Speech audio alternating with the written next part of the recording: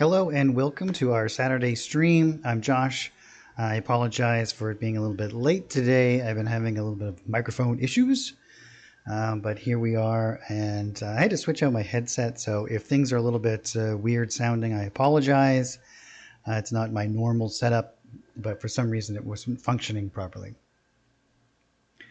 So hopefully everything will sound okay to you guys. If you have a problem, let me know and I'll see what I can do to adjust it. But this is our Saturday stream for Fantasy Grounds, where we go over all of our art-related kind of stuff. We do some demonstrations and some tutorials. I try to give you guys as many tips as possible and demonstrate the usage of a lot of our products. So thank you guys for joining me today, and hopefully everyone's having a great day. It's a beautiful day here today. So we're going to jump right into it. We've had a couple of new art products that were released this month for Sieges, which is pretty exciting. And I thought today would be a great day to build like a battle scene. We can do two opposing forces and jump right into it. I'm going to actually be using a couple of different art packs today. I think I'm going to be using the Goblinoid art pack, the Goblin Camp one, and then also the new Siege Engines. The new Siege art packs. So we'll be using all three of those new art packages and try to create something that is reminiscent of what we would think of as the medieval kind of battlefield, right? Where we have these two opposing camps with this kind of place in the middle where they would meet, and the scaling will probably be a little bit off because we're going to do this a little bit more for like a battle map oriented. But you guys will get a very good general kind of idea about some of the art that is in these art packages and how I would suggest to use them. Obviously, if you use them in any other way, that's totally okay. They're there for you to use and to kind of come up with whatever systems and styles that you really enjoy doing. I started off with this. This is from the 2019 art package.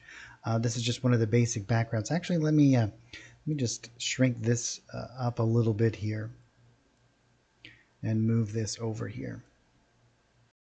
And I'm going to be turning down my grid here just so that it's not too overpowering. We want to be able to see our grid when necessary, but I don't want it to interfere with the visual representation, especially through our streaming here. The first thing I'm going to do is I'm actually going to make this quite a lot larger. This is actually a default by 25 by 25, but I'm going to double the size of this, and I'm just going to do it by duplicating it and then moving a second one over to the side. And you can see that there is this strange divide here. All we have to do is flip it, and we'll get a nice seamless kind of interaction here. So I'm mainly going to just do it across this way. We'll do one opposing force on one side and the one on the other, and then we'll do this nice kind of battlefield in the middle here. So we'll be using lots of these different kind of elements. So the first thing I'm going to do now that I have my work area set up here is I'm just going to add a folder, and this is set up as a 100 by 100 grid. And I'm just going to call this one ground, and I'm going to put both of these in here. And I always usually do this, and the reason why is because now I can kind of interact with this as one piece. So if I go back into my layers tab here, you can see now that if I grab this, I can move this around as one particular image here. I can even rotate it and everything, all as one piece. And that's makes it so much easier for me to kind of deal with these images. Also, I could even change the colors as a conglomerate rather than having to do them individually. So if I wanted to make it more green or less green or whatever I wanted to do, I can easily do that. I'm just going to cancel it. I'm going to leave it as its default value for right now. We're going to be adding in lots of different textures and whatnot over the top of this and many other different elements. But the first thing that we're going to do is we're just going to kind of design out a few different shapes that we want to kind of create here. We want to have defensive measures on either side. And so we're going to be doing this a couple of different ways. And one of the ways that I've been doing it recently, and it's been working really well for me, is to kind of create like almost a sketch in the creation method, right? So I create a new painting layer, and we're just going to push this little button down here, add painting layer. We're going to get a new one. And then I'm going to switch over to my painting tools. And I'm just going to pick an arbitrary color here. Oftentimes red works really well because it's going to stand out. And the default size of a 1x1 is great too. So we can do that. The other thing that I'm going to be demonstrating today is I'm actually working in the test channel. And if you guys haven't noticed, there has been a new release build in the test channel of a lot of updated changes that are coming your guys' way with all of the new added undo features. There's been a lot of painting and eraser changes as well, so we'll be demonstrating those as well. So when they come out, you guys will have a good understanding about how to use them and what they're going to look like. You're also very welcome to get into the test channel and test this out for yourself, which means that it is in the test channel, so we may run into some bugs today, and if that's okay, and we'll work around anything that we uncover. Excuse me while I have a sip of my water here. And so basically what I'm kind of thinking is I want to do an encampment on one side and one on the other. Two opposing forces, as I said. And then we're going to do some interesting stuff in the middle. And so what we're going to do here is I'm just going to kind of rough out what I want to do for not necessarily every little piece, but generalized kind of shapes that I'm going to be using as, and in this instance, it's going to be primarily our defensive elements on one side and another. So we'll be doing trenches, barricades, and maybe even some stone walls and whatnot. And then we want to be able to have it kind of represent these in not only an authentic kind of way, but we want it to be a kind of pleasing shape to us as well. Because one of the things that when we're creating our environments and we're doing our maps, not only is it a functional piece, but we also want it to look good. We want it to be a kind of pleasing element that we can when we look at it, we're like, oh yeah, that looks really cool. That's a place that I would like to visit, right? And oftentimes that is created from the artistic side of things and not necessarily from the functional side of things. So we want that marriage of both, right? We want it to be functional and also looking good. So what I'm going to do is I think I'm just going to use like one corner up in here. We don't have to do the entire encampment. We just want to show one side of it. So I think what I'm going to do is I'm just going to hold down Control and I'm going to just click out a kind of shape, something like this, I believe. And we'll just bring it right to the edge here. And this will be one encampment. And then on the other side, I wanted to have something similar, but in the opposite fashion, right? So we're going to be doing something maybe along these lines on the other side. So we'll do one encampment on one side, and then in the middle here, we'll do this like battlefield where we'll make it as though that there's lots of action that's happened, and we could place all of our NPCs out here and whatnot and kind of demonstrate a really cool kind of encounter where we have this battlefield with lots of excitement and narrative elements that come just from the visual aspects. So now that I have like these basic kind of shapes come up, I'm going to actually switch back over and I'm going to just drop this down, the opacity of it, so that it's still visible, but it doesn't interfere quite as much. And now I'm going to start to work right over the top of it. I'm not going to be doing these elements yet. This is why I sketched them out first. I'm actually going to start to place in my other decorative elements in here. And we're going to change the size of a lot of these. Or we could actually just change the grid size, actually would probably be the easiest way to do it. So let's just drop down our grid size to be about half of what it was before. So 50 by 50. I could make a much larger workspace and do this in a different way, but I think that this is going to demonstrate it just as well. Especially when we have a limited amount of time, we want to make sure that we can do, I want to make sure that I do all the different features that I want to kind of go over before we run out of that precious time here. So the first thing I'm going to do is I'm going to decide, I think I'm going to do on the left-hand side, we will do the Goblin art pack. So maybe we'll start there. And we're just going to go into the FG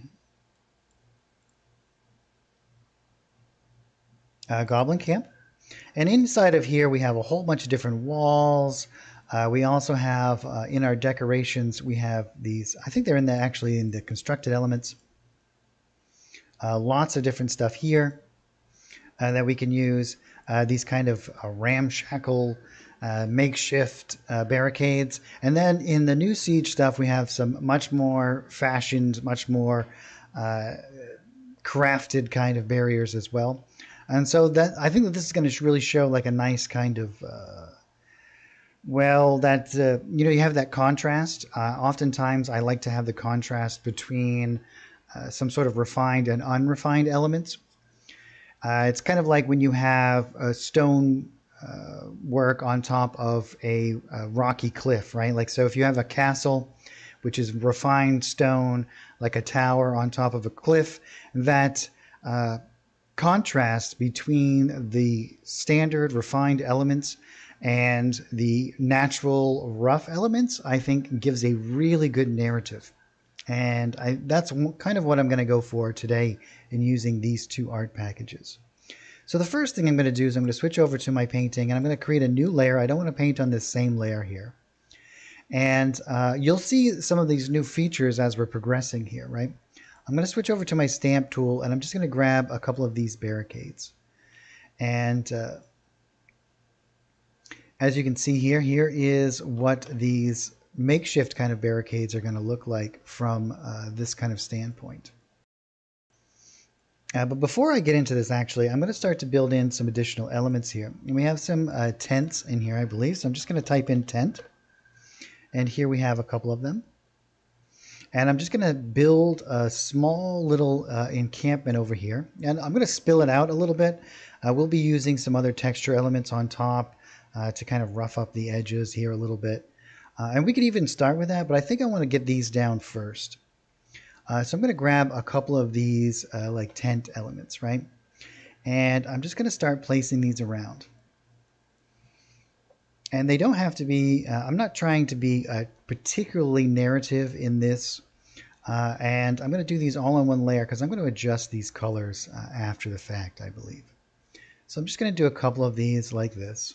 And we can change the size. And if we change the aspect lock ratio, we can do some things like squash it down.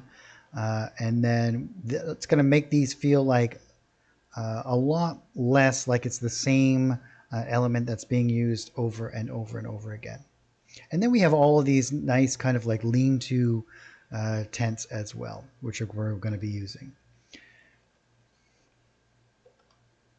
And we can even place these, and what I like to do is kind of push these up, make these feel like that they are additional kind of elements that are coming off of some of these main tents. And we don't have to get too crazy with this kind of stuff today. I want to get into some of the other things. So I might not get into doing a lot of like super little bits of detail here and there, but we are going to get into doing a lot of other stuff here. And what I'm going to use, I'm using this line, this really rough kind of concept area here as my boundary. I don't want to spill too much outside of it because this is going to be my walls. This is going to be my basic border by which that this encampment will end. And we can do stuff on the outside of it too. We certainly don't want it to feel too much as though that it is restrictive, but we do want to use it as a guide for sure. And so I'm just going to grab a couple of these elements and just kind of place these around. And we'll do maybe like one more like this. And I'll just place this out here. And we'll be doing like some bonfires and whatnot. And I'm going to call this actually constructs. And this is going to be all of these elements. I'm going to be doing both of these on the same element over here. Like if all of the tents for both sides on this side and this side will be done in this fashion on the same layer here. Or maybe not. Maybe not. Maybe we'll do some color adjustments. So let's change this. And let's just call this Goblin Tents. So we can be a little bit more specific here. And we have some of these other elements as well. And I'm just going to place a couple of these, make these feel like that they are kind of haphazardly placed here. I want the feeling of this element. Let's actually make this 6 and this one 3. Let's change that to a little bit more like that. Yeah.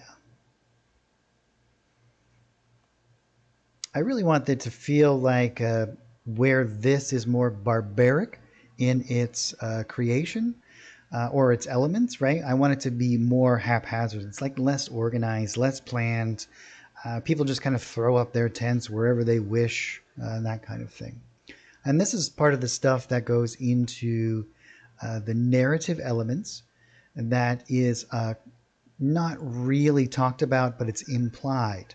So if we were to look at one area over here that is well organized, we make little paths, everything seems to be well thought out. That gives a certain amount of instinctual kind of information when we look at the battle map, right? So over here, if we do it like haphazard, we just place things around, again, that's going to do exactly the same kind of thing. And I think that's pretty good. That's enough. We want to leave some open space. We're going to be doing some other stuff in here. So now I can just clear out that, and we can get into some of these other elements that we have in here, which there is a lot. So we're going to be using a lot of these different things, but I think the first thing that I'm going to do is I'm going to go in and I'm going to do something similar on the other side. So let's get up out of the goblin camp here and get into the new siege stuff. So we're going to go into the siege map 1, and this is, no, we're going to go into siege map 2 first. And this is where all of these decorative elements that are, and you can see like this is a much more refined, much more well organized kind of barricade as opposed to the other ones. And that's what I was talking about, like that kind of combination of elements. When we have it on one side and it's one style and we have it on the other side, we instantly have created a narrative here. So I'm going to grab some of these tents. I think I'm going to go with this one. And again, I'm going to go right into my painting layer. I'm going to create a new one. And we'll call this other tents or whatever. It may be human, it may be another race.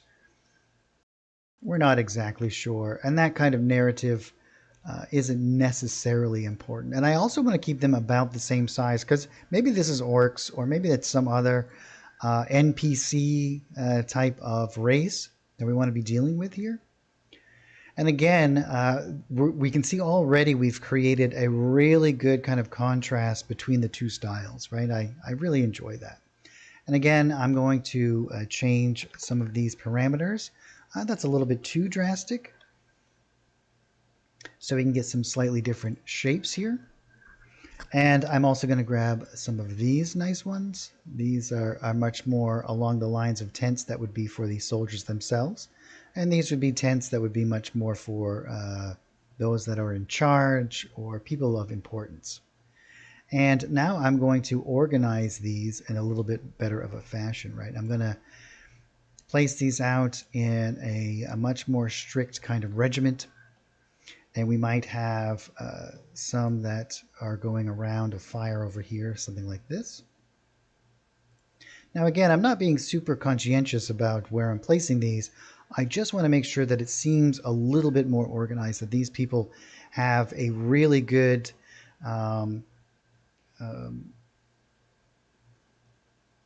kind of, as I said before, a narrative to the background of the people that have created these, that have placed these around. Great, so that's our tents in place here. So now I have our basic structures, and I know now where I'm going to be placing my grass, all of my pathing elements, the areas that I want to leave open. And so now this is when I'm going to go back and I'm going to start to do all of my ground textures, right? And I'm going to do that actually I'm going to go back into the 2019 art pack probably. And I'm going to take some grass elements and put it over here. And I want this to feel very worn in the middle. And I even have a lot of like cool overlays that we're going to be using of like scorched earth and broken up areas and that sort of thing, which is going to really make that kind of feel like the inside there has been constantly bombarded, or there's this constant battle that's going on over the last few days or something along those lines. And we'll be digging out some defensive trenches and whatnot as well. And then maybe on this side, we can do some of that as well. We can actually make this side even seem more idyllic, have some nice trees around and do lots of things, and have this side all torn apart to increase that narrative as well. So let's get into our 2019 art pack. Whoop, That's the module. Let's get into the 2019 art pack. Excuse me if my voice seems to drop out there a little bit once in a while. My throat seems to be a little bit off today. And I'm going to go into the decorations here. And here we have all of these cool elements. And I'm just going to type in grass, because that's what I'm going to start off with here. And I'm going to be creating a new painting layer. And we're going to put this underneath all of these. We're going to call this ground textures. And I'm going to grab, let's grab this one actually. I think this is going to work out really well. And as I zoom in here, you can kind of see that this is going to be placed in and around as well here. And I don't want to do this. I can do this right underneath some of these tents, but I don't want to make it too much out here in the middle. I can overlap a little bit, but then I can take some of our other ground textures and kind of build off of each other. But I don't want to do too much. I don't want to make too much work for myself. So I want to make sure that I leave open as much as possible. And so one of the reasons why I started off with this barren kind of ground, which doesn't have any of this foliage kind of built into it, is because I want it to be primarily barren out here. I want it to be completely trodden down and destroyed. So let's just start dropping these around. And I'm going to just rotate this around. And I do that with my mouse wheel and holding down Shift. And then I control the size by using the Control button and my mouse wheel. And this is going to make things a lot faster and easier for me rather than trying to come over here and doing a lot of manual adjustments. And I don't really care too much about spilling out into here. I kind of like the way that that's going to feel. We're going to do that all around. It makes it feel a little bit more natural and less rigid on our edges here. For me anyway. And when you guys create your maps, feel free to do it any way you wish. Don't feel like that you have to adhere to a particular style or way. This is your area or your place to make it exactly the way that you want it to be. And so let's just place this around like this. And like I said again, some of this spilling out here is great. You know, that's we kind of want these like natural kind of random occurrences. Don't want to right click in there. And our Control Z is back, which is great, which is good. So we can see if I click here, I hit Control Z and it goes away again, and I can hit Control Y and it will come back. So that is great as well. So I think I will do a couple of things out here, but actually, you know what? Let's lower down our opacity first. Let's do something like this, and we'll do that. And this is these areas that kind of fade off. And you can see that as we layer this over the top of some of these elements, that's going to get rid of some of that repeating kind of factor and make it feel a little bit more natural as well. Excellent. And now I'm going to do the same thing over here, but I'm going to change my color. I'm actually going to reset this. Let's reset this. And I want this to be completely opaque once again.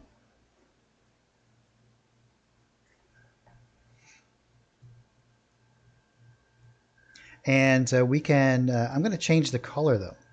What I'm actually going to do is I'm just going to drop down some of the green. I want it over here to kind of, again, create that narrative. I know it's very cliche, but cliche is okay, especially when we're doing fantasy style creations, right? So as I begin to stamp this around, you can see that we have this nice greener. This feels much healthier over here, and this is just that kind of that narrative that this is the group that just doesn't care about much, right? Like they just kind of throw everything together. They probably whatever concoctions that they consume and throw out, it just destroys the grass. They're just this, and then we can just drop down our opacity on this as well, maybe down to like 150. When you imagine like Mordor, you know, like where all of the goblins and orcs live, that it is just like this terribly destructive place. Like everything just kind of dies around them. Like their presence is just a kind of blight upon the land, you know. Great, yeah. And now I'm going to be coming back in and adding in a lot more like textural elements to some other areas here. So we can actually jump in here. We have all of these forest floor elements and whatnot. And I have one that's in here that's really great for this kind of stuff. And that's this one. Let me zoom in here. And this is just like this broken up ground with some rocks and some other foliage. But it just adds a lot of elements here. And I'm going to go right over the top of some of this stuff, as you can see here. And this is where we start to get a lot of this cool kind of interaction between these. One of the things that is so great about the art creation system in Fantasy Grounds is that we can dive in and we can do these layers, right? We have control of opacity, we have control over multiple images layered on top of each other. So we get all of this kind of visual elements that are coming through each other, and it just creates so much diversity and so much cool interactions that we just can't do normally. Not in a easy fashion in many other systems. Here it is so easy. We're just clicking around and basically painting with images, which is just amazing.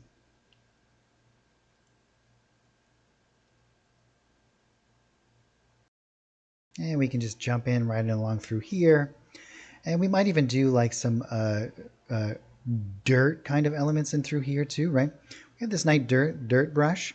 And even though that this is not the same kind of color as our normal background here, inside of Fantasy Grounds, it's very easy to match up colors. I'm just going to click on my little color picker here. And we have this little eyedropper tool. I'm going to zoom in so I can click exactly where I want it to be. And I'm going to grab one of these colors, and you can see it's going to change this. Now it's going to add the new color to the existing color, so I'm going to have to do a little bit of adjustment here to make this work properly. And now I'm just going to eyeball it, because I think all I have to do, I have to add in a little bit more green here and a little bit more blue. And we're just going to lighten this up slightly, and it doesn't have to be exact. I just want it to be in the same kind of general area. As you can see, we're getting very close here, and now I'm going to drop down my opacity to something like 150. I think will work good. And there we go. We have a really good kind of representation here. And now with this, I can come in and I can start to add in all of this stuff where all of this has kind of been trampled around. But it's going to make it feel very natural, right? We're going to have all of this grass element kind of coming through. And again, try not to make too much work for yourself. Try to open this up as much as possible in the beginning, but these narrative elements really add a lot.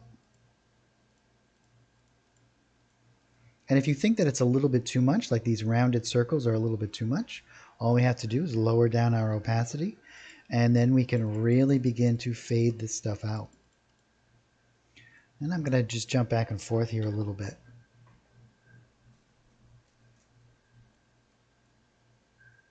And then we're going to jump over in here.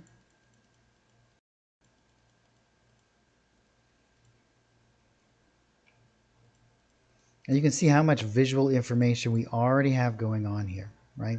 We already have so much. And I think that this over here is looking pretty good. I don't think that we really need to deal with it too much. I want to keep this seeming as though it's nice flat ground, that we don't have a whole lot going on. And then over here we have all of these like muted tones and a lot of stuff going on. And then I'm going to drop this down again to like 50, and I'm going to start to blend out this area.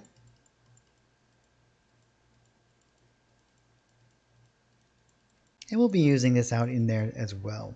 And any of these elements, and here's a really great trick that I've come up with, any of these elements that you are interested in using over and over again, sometimes navigating inside through all of our images can be a little bit cumbersome.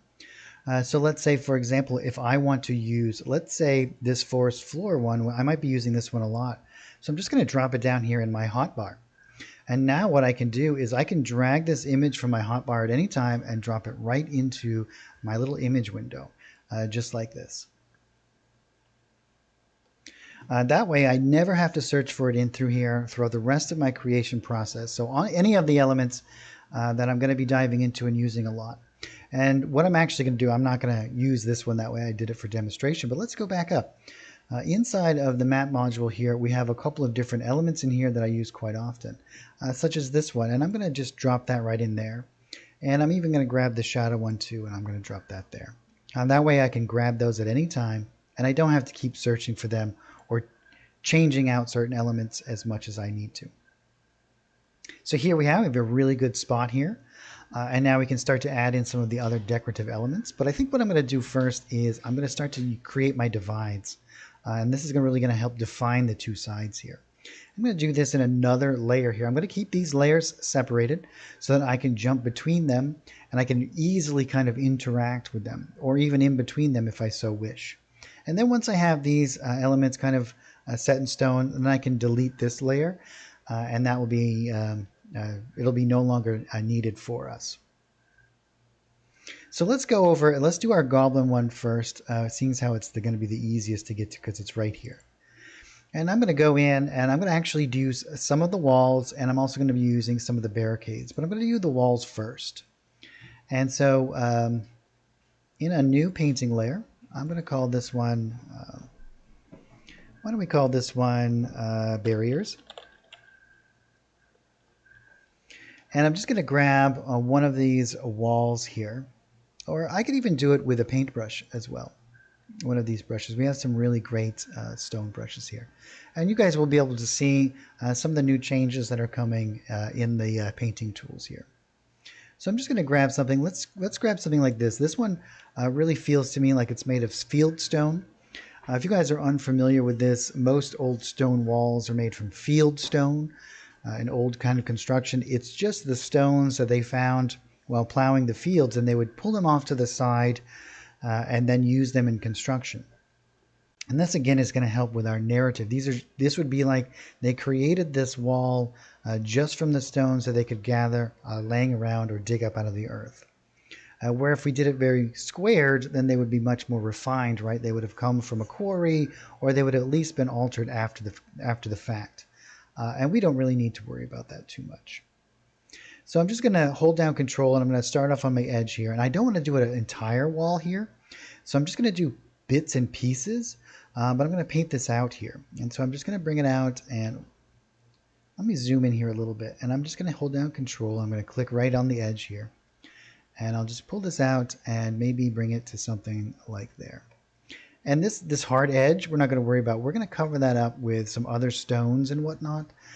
This is just going to make us have this really good feeling. And in fact, you know what? Let's hit Control Z and let's bring it out a little bit further. And we'll bring some ground out underneath of it later. But this will help with our narrative here a little bit. And I'm going to do a little bit coming from the top here too. And I'm just going to basically follow along the path that I created before, like very basically. And now from here I can move back up and we can go into our well, let's actually go into our decorations. I'm going to type in rock first, and we're going to use some of these rocks to kind of build up some of these areas. Actually not rocks, I think that I actually have some other stone elements. Yeah, here we go. So here we have, there's just like these stone blocks, right? And these might help a little bit easier, or maybe even in the walls. We have some of these neat little like stone elements like this, which we can then just layer right over the top. And this is going to help us a little bit. And I'm going to make sure that I have my stamp tool selected. And I'm just going to find a good spot that I want it to kind of go to and just stamp it right over the top.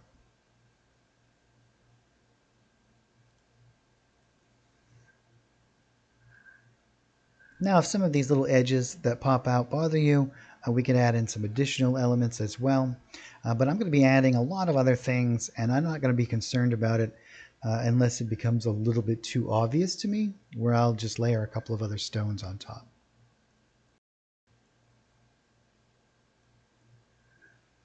And now we're going to dive into doing a couple of other elements in here. So we're going to go into our decorations and we're going to grab, I think they're in there, our constructed elements here. Yeah, here we have our barricades, and then we also have some of these wooden spikes as well. So let's start off with our larger elements. It's always good to do that if we build up our larger elements and then work into our smaller ones. So I'm going to grab a couple of these. Let's grab some of these larger ones. And again, I'm just going to find a good size for me. And I want these to kind of feel like that they are additional elements that are added onto these stone kind of walls here. And maybe we'll do them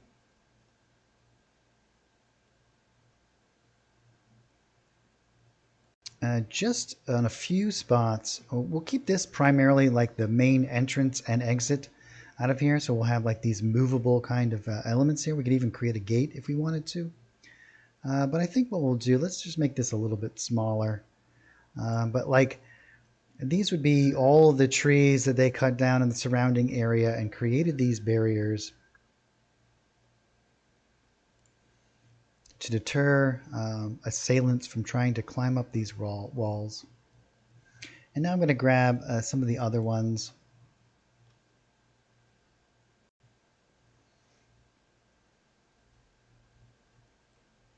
You know what we can actually do?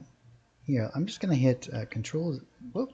Oh, interesting. The Control Z there. I got to write that down. Change the orientation there.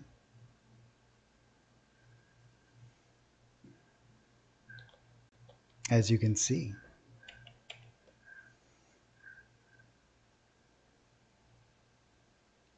As I said, we're in test right now, so there's going to be a couple of bugs that we're going to run into, which is quite all right. So let's go back up and let's grab these walls once again. And maybe we'll even do one of each.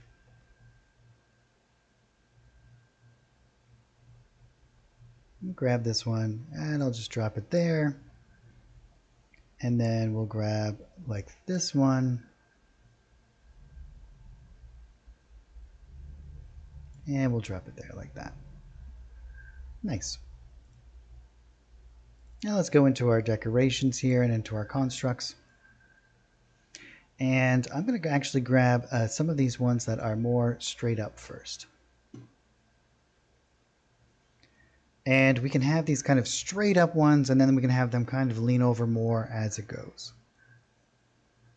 Which I think will be a cool kind of way to do that.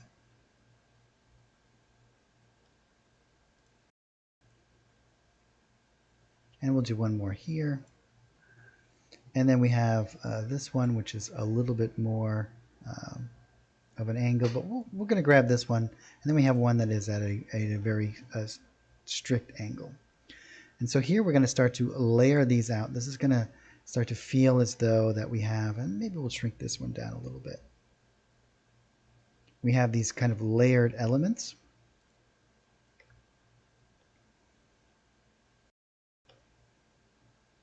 And again, I'm just going to place these around. I'm going to leave that open. I'm going to do a couple of other elements in there too. And once we add in all of our other shadows and whatnot, it's going to really start to come into its fruition here.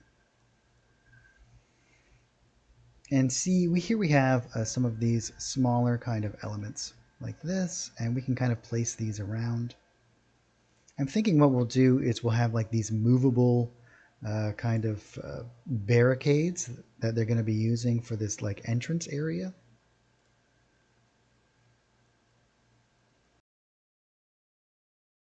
But they want to try to keep it as fortified as possible.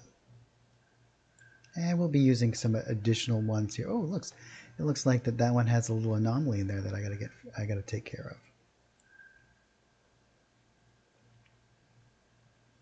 And we'll just drop something in like this. And we can layer these right on top of each other and make it really feel like that there is this like these piles of these things that you're gonna have to get through.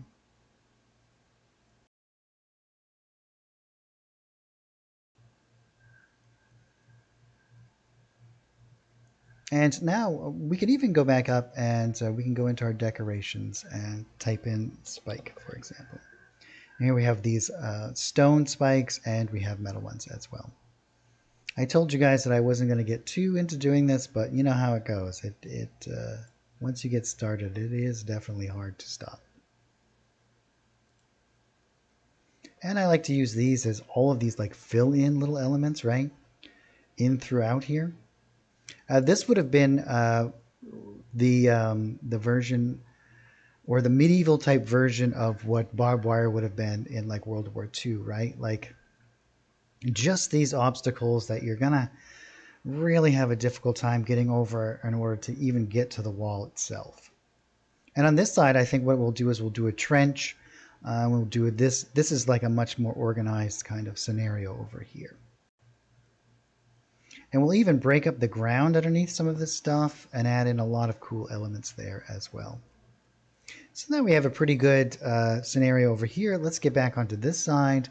And now I'm going to go all the way up. Let's go all the way over to here.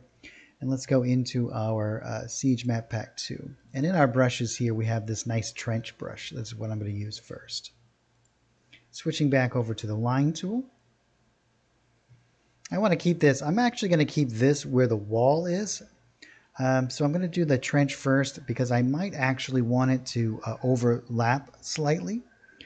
But we'll see here. We'll see how the whole thing kind of plays out. And I'm going to hold down Control just so I can snap to the grid here a little bit. And I'm going to do a little bit of variation from what I had done before. And if you don't want it to be like these perfectly straight lines here, let me just show you real quick. Let's see what happens if I hit Control Z on this. Oh, see that? And if I hit Control Y, interesting. So apparently if you are trying to use Control Z in the current iteration, while all of this stuff is, these kind of get reoriented. So I'm going to have to redo those for right now. But let's grab our eraser tool and let's just see. Now our eraser is going to kind of give us a preview of what we're erasing before it actually happens, as you can see here. So we can just kind of come in and erase a lot of this stuff. And then I'll go back in and fix it in a moment.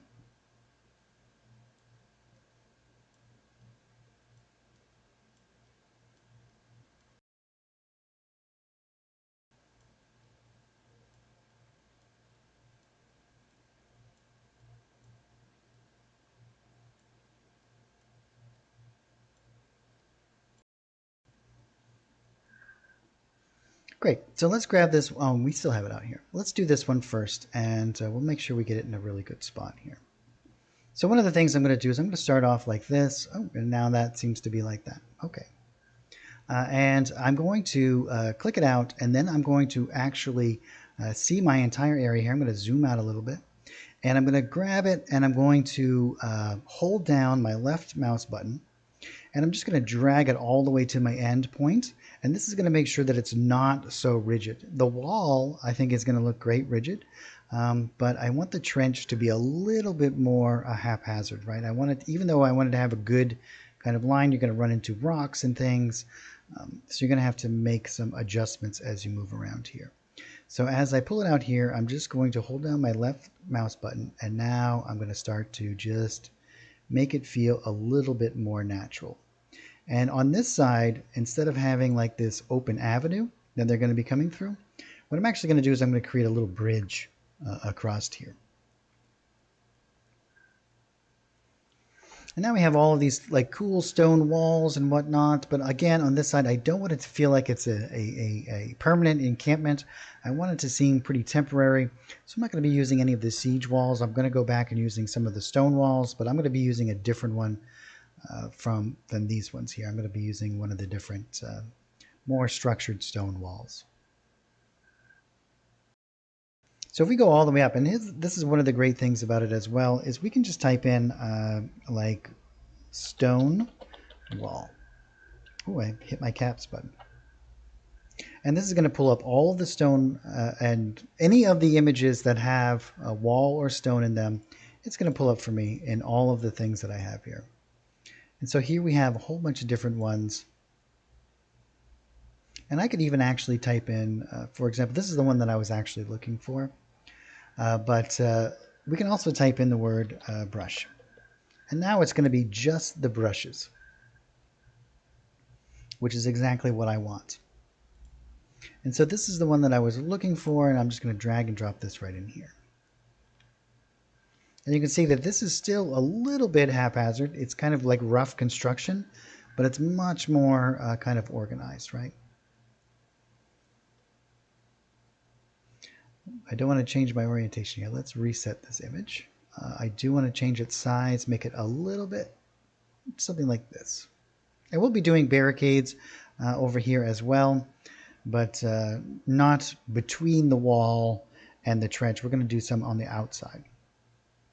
So again, I'm just going to hold down Control, and this time I want it to be nice straight lines, right? I want it to be, but I'm going to do some variations in here a little bit.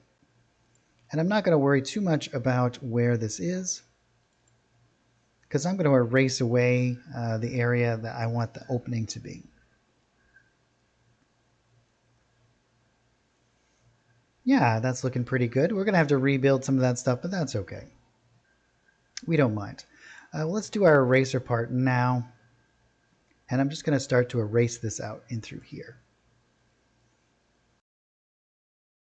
Excellent. Yeah, that's going to be just about perfect. We want it to be large enough so that they can get maybe horses out and whatnot. Maybe we'll make it a little bit bigger.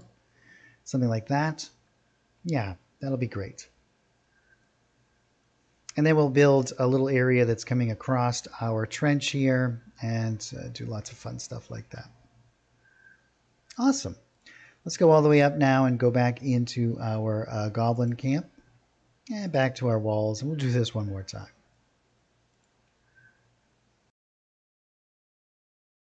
In fact, I think we'll do it a little bit differently this time.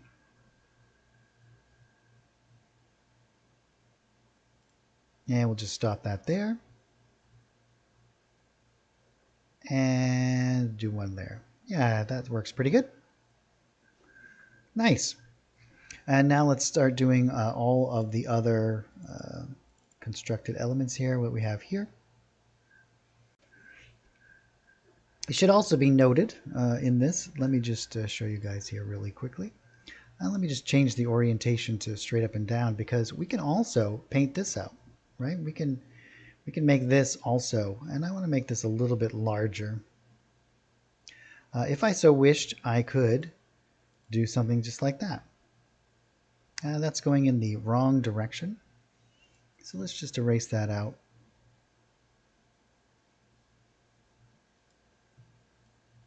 Get rid of all of those bits. And let's go back into here, and I'm just going to flip it. And if I flip it, it will go in the actually opposite direction it should.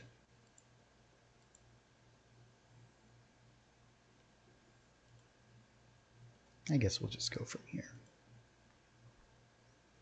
And in this way, we can kind of just build this out, just something like that. To speed up the process here a little bit.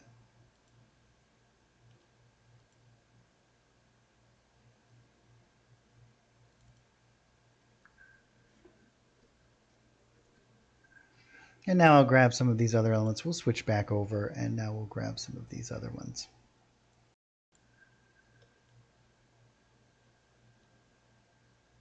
Oh, it looks as though that this one, I wonder if I have an old art pack loaded up here. I must. I can't imagine that.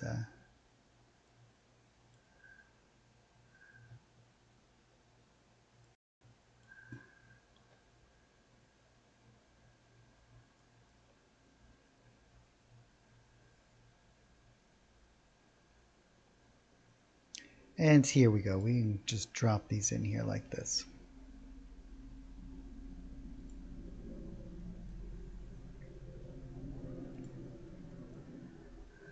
Let's grab a lot of these smaller ones.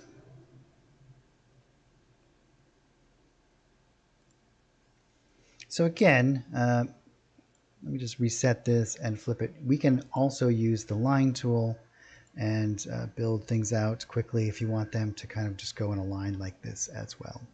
It's a little bit of a weirdness right there that I think I might erase, or we can just kind of go right over it. Let's go back to our stamp tool. And we can do some of these other elements. Well, let's grab some of those spikes.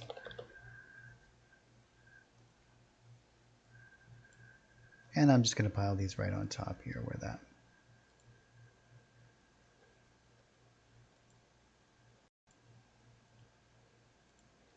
So you can use any image in any scenario. You can use, for example, I could grab my line tool and I could just paint these out in a row. And this is really great for lots of different stuff, even though that these are not really designed, which is why we get some weirdness when we do that. But it should always be noted that that is always a possibility. And these are great for putting down in the bottom of like pits and stuff. And I just love this kind of like haphazard constructed stuff.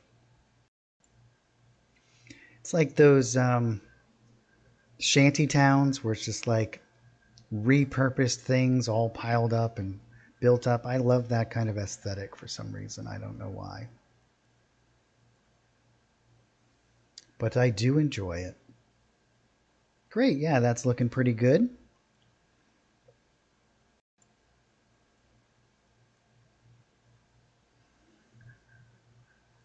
Yeah, so excellent. So what we can do now is, now that we have this all kind of squared away here, let's go back into our, go all the way up into our Siege art bag. We'll go into our decorations and we'll grab some of these barriers as well. Maybe we'll grab something like this. And so here you can see that we have these nice little barriers here. What I'm actually going to do is I'm going to change, I want it to be a little bit narrower, something like this. And I want this to be kind of elements like you're going to have to get over these to get into the trenches in general. And we might even want to, let me just get rid of that. We might even want to, I'm just going to change the color on this slightly. So I'm just going to darken it up a little. So I'm just going to drop all of these down. Maybe we'll do like something like 175 on each. So let's just do that.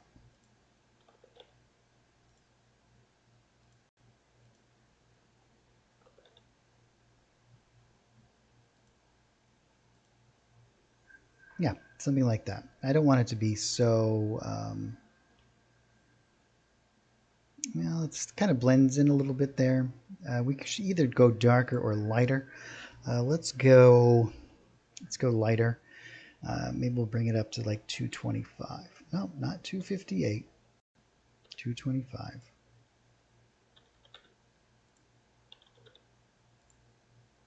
Yeah, that'll work pretty good. And I'm going to make them a little bit bigger. And I kind of want them to overlap in parts where they kind of stick out over the trench. And we can even make it like smaller ones.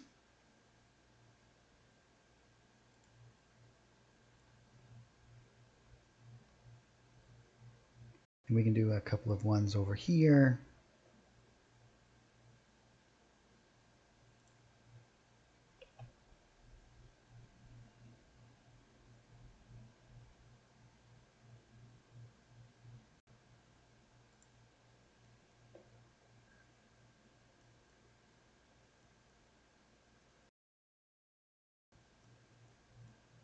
Excellent.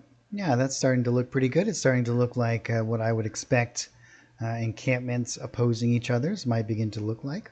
Once we add in all of our different elements in here, we can really begin to bring this to life. This is just our base here. And as I said, we can now delete this layer. We don't need that anymore. We have a pretty good indicator. And you can see that just by sketching this out, it's given me a really good direction to maintaining exactly where everything is supposed to be. And so it's always a good idea to do that, especially if you're unsure about what you're creating. Excellent. So now what we're going to do is we're going to start to add in all of the other stuff that we might want to have. And at the very end, we'll do all of the details and whatnot. But we're going to be creating a nice little bridge across here. We might even want to build like a nice little gate here. And we could even do like catwalks along these edges. And why don't we do stuff like that? Yeah, that sounds fun. So in this, there is a nice wood palette here, which is just that. It is this collection of boards that we can just kind of place around wherever we wish. Now I'm going to create a new layer for this, and I'm just going to stamp it right on top here. So we're just going to do something like that.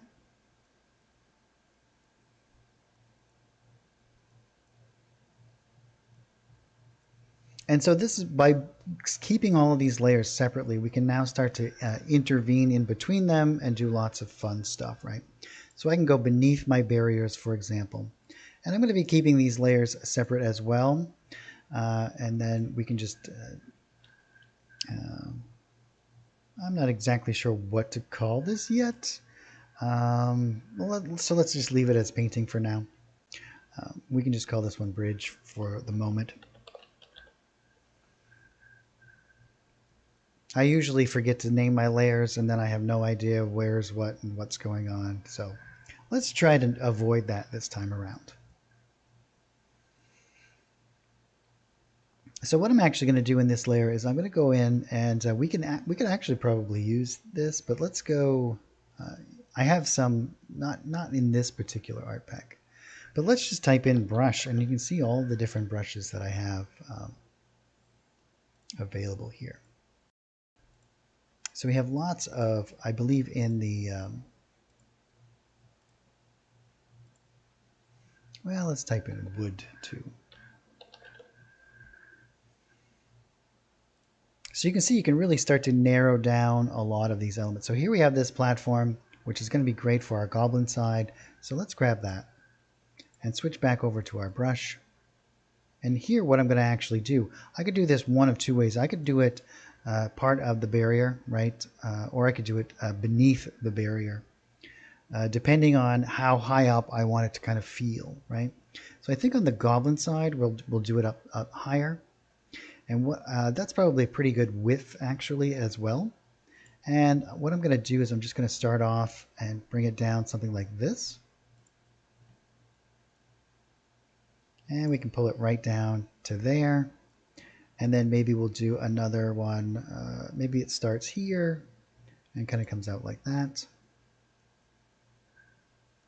And we can do like some posts and whatnot. So this is just kind of like this blank kind of platform that is right on top of or nearly on top of our wall. And then maybe with this one, we want to have a little bit more defensive behind the wall. And we're going to find a better scenario to do this with. So I think what we actually want to do is grab like a wood floor. Something that has a little bit more of a stylized kind of element to it, but it's more refined, I guess.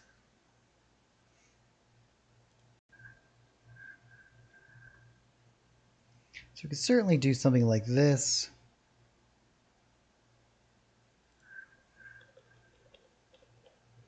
As we get more and more of these elements to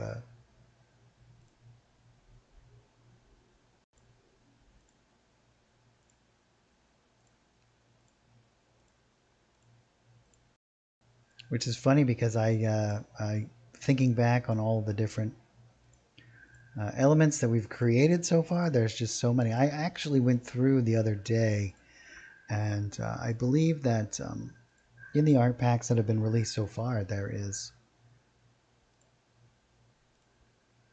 something along the lines of 5,000 images or more. Quite a lot, quite a lot. Well, we could actually do it. Let's clear that out and go into our interior art packages.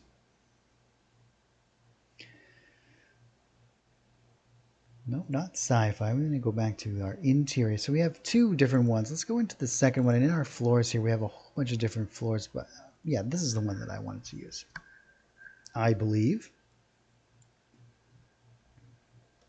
Perfect. So what I'm actually going to do, let me just reset this. I'm going to turn this to the side here. So the orientation that the line brush is going to use is going to be based off of the vertical orientation of the image in our little preview window here. So if I do a brush like this, even though I can't see the preview at the moment, what it's going to do is it's going to make sure that it goes along this way. I want to make sure all the boards are coming out from here. I don't want them running lengthways. I don't want these really long looking boards. And then what I'm going to do is I'm going to change my width down to something, no, I'm going to change that back to 4. Change my width down to something like 2, something like this. So I have this like narrow little walkway. And I'm going to go into this lower area and I'm going to paint this something like this. And I'm going to hold down Control so that I can maintain this. I'm actually going to do it maybe something like here.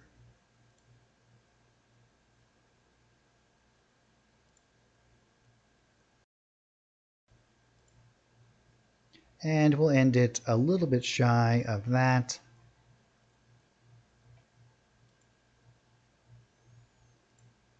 And we'll end that there as well.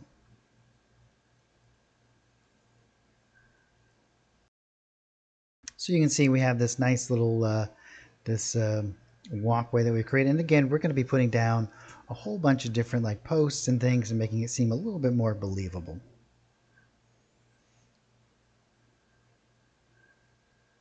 Yeah, that's starting to come together now. So let's go all the way up and now let's just type in post here. And here we have a whole bunch of different posts that we can use. And I'm going to grab a square one for my one side over here. I'm going to go back to barriers because I want this to be on the top here. And I'm going to shrink this down to an appropriate size. And all of these areas in through here. And I think I might even change the color here a little bit. So let's make it a little bit. And if I want to, let's cancel that. Let's grab this. I can always, let's say if I want it to be more along these lines, I can just grab one of these colors and boom, there it is.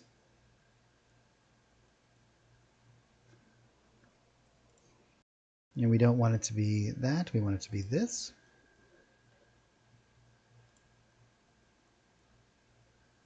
And I'm just going to go every so often. And I don't have to be so precise where it's like at here and there and, you know, like every so many feet. And we're going to go there and there.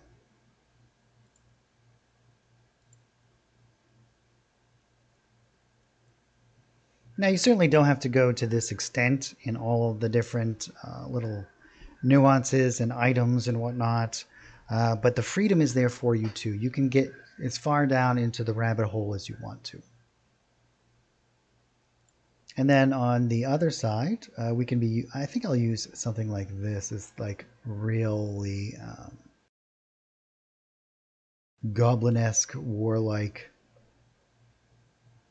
Has these like metal spikes that are attached to it, you know.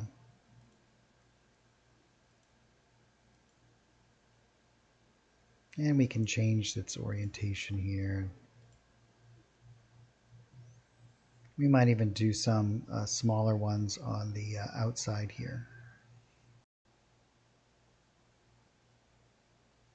Maybe we'll just use a regular one for that.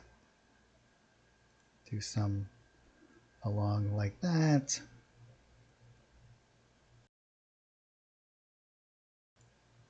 Mix it up here a little bit. Excellent.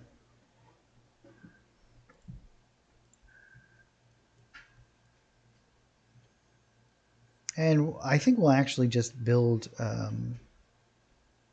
like a gate here too. We can create our own. I don't know if I have any like pre-made ones that are ready to go from like a top-down perspective, except for the goblin side. That one I do have one. So we might just build it from like boards and whatnot, which it'd be very easy to do. We can just use posts and boards and stuff to build whatever we wish. One of the great things about all these constructed elements like that is you can just kind of put them together and create anything you wish. Excellent. So before we get going too much further, why don't we add in some of the other decorative elements in here, and then we'll build this area in through here. I kind of want to get the camps pretty well fleshed out before we start working on the battle area in the middle here. And again, this is very exaggerated, right? Like these would never be so close. And these would be, you know, quite a distance apart. But for demonstration purposes, we're just going to use this little small little area in here. So let's just go all the way up and go back into our goblin camp, and we'll start to add in some of these other elements, right? So in our decorations, we have all like an innumerable amount of things that we can kind of start to be placing around.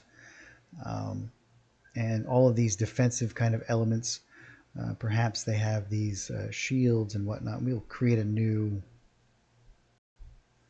well, we could do it like on the outside of our, maybe have these like giant shields that they've placed up in certain areas along here, which I think sounds cool. So let's do it. Where archers might duck behind or something.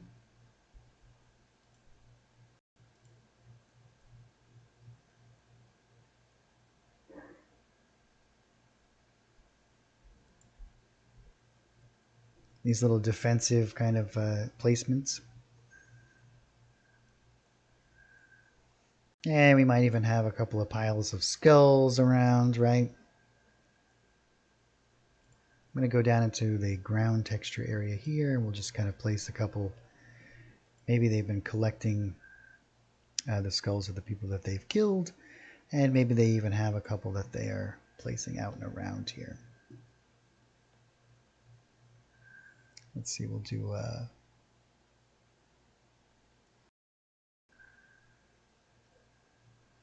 maybe a couple of these ones as well. Whoopsies. Oh, it seems to have moved some things around.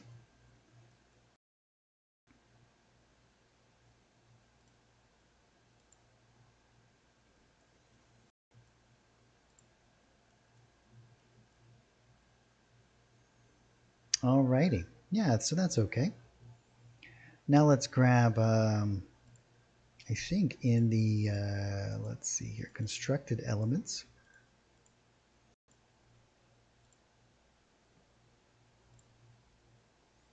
Grab some ladders. And we can go back up to our barrier. We got to have a way to get up to here. And I might even actually make this a little bit narrower, a little bit steeper. And maybe we'll place them around something like this.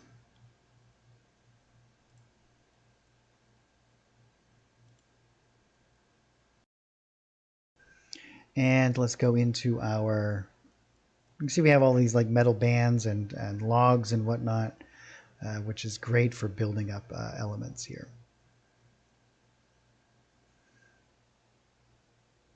I think that if we go into, we have somewhere in here.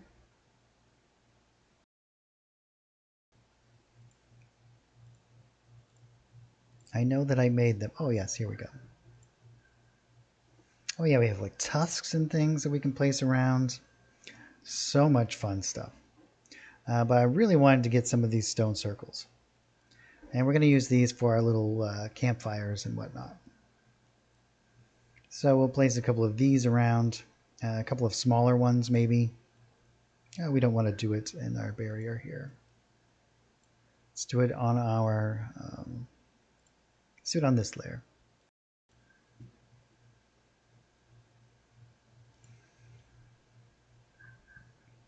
Well, let's do a larger one there. Let's do this one.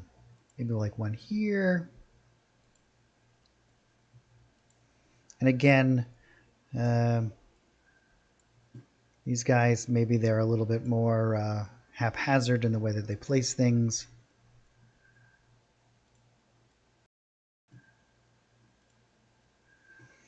And we can put a couple of tripods over them.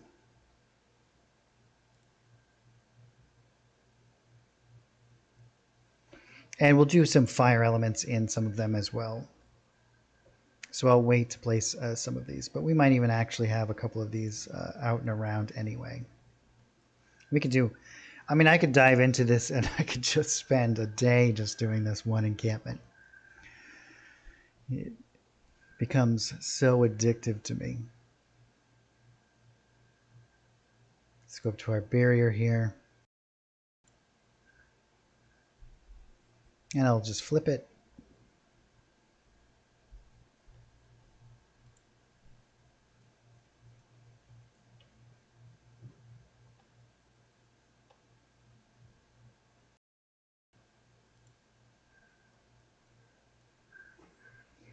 Sure.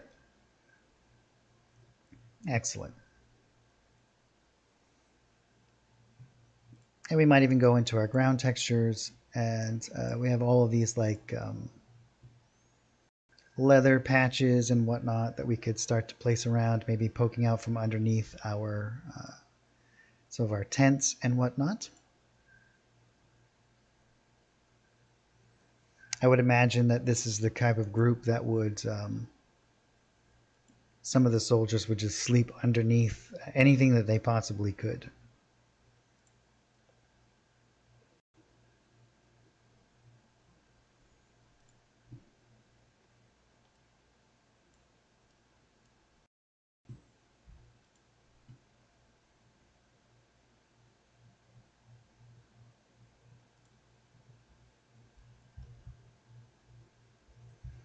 And this is what's great about doing it in a layered kind of system like this. I can paint right underneath some of these other images.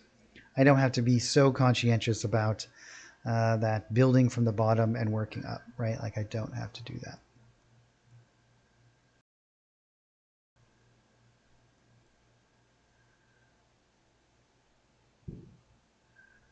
Awesome.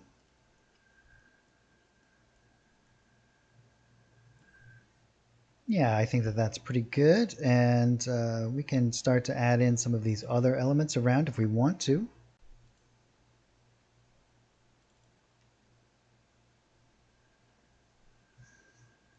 But I think that's going to be pretty good today. I think once we add in all of our shadows and whatnot, that should add a whole nother dimension to it, right? So let's move on up and let's grab our, let's go into the other Siege art package now. And we're just going to move right on over. And we want the second one. And in our decorations here, we have all kinds of cool stuff. And I'm going to grab a couple of these banners maybe and put these around. And here we have our tents. So maybe we'll just place a couple of our banners like this. And again, what I can do is I can go back in and adjust all of these colors in unison. So if I wanted to make this more of a unified kind of palette, I can.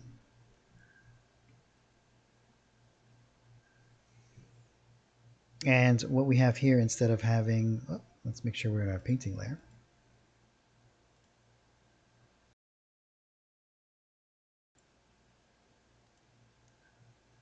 We have some of these nice, these like metal braziers that we could build some fires in as well. So why don't we place a couple of these around? And we can also build some of our own campfires over here.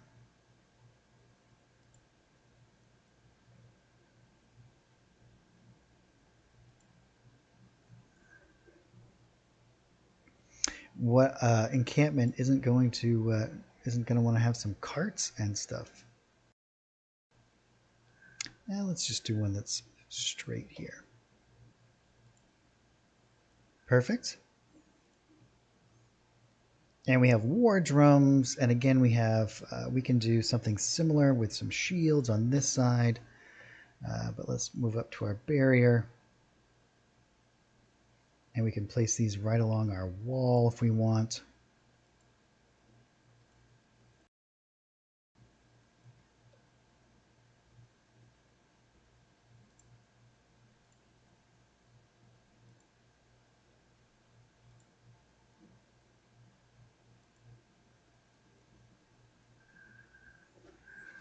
And let's grab some of these.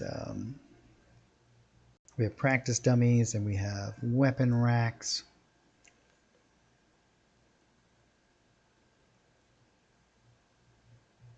Maybe we'll place a weapon rack like over here.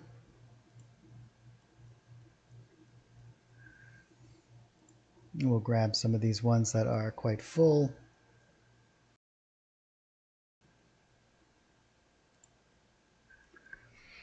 Again, keeping everything kind of neat and tidy. Going through, you can see we have this huge juxtaposition between the two aesthetics, right? A very clear narrative. And maybe even one more. Too.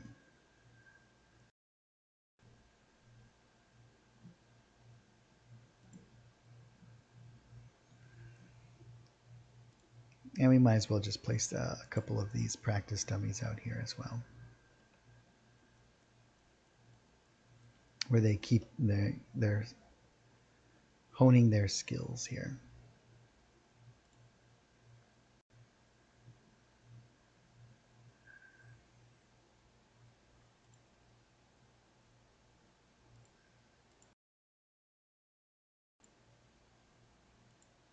Yeah, excellent.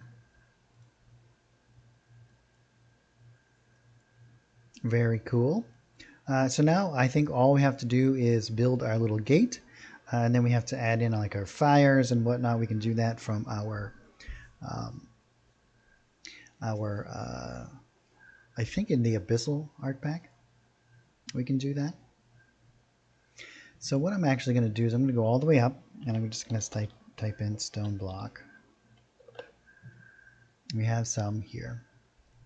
And I'm going to grab this stone block, and I'm going to grab my color picker here, grab my little element. I'm going to try and match this up as best I can. And no, it doesn't have to be exact, right? It doesn't. Maybe I'll get a little bit of a lighter color. And if I want, I can zoom right in, grab this guy, and then I can just pinpoint exactly where I want it. And now I'm going to do some adjustments here. I think I want it to be a little bit lighter. So lighter means we're going to move it to our right. And we need a little bit more blue in there. Just a, nope, that's too much. That's pretty good. That's going to work pretty good. I'm going to hit OK. Now I'm going to use this to be like my end cap. And I'm going to paint right over the top here.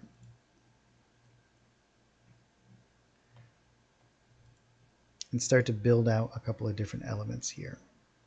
And we might even add in some additional kind of stone structure. We could actually literally build whatever we wanted to just by using some stones like this and whatnot.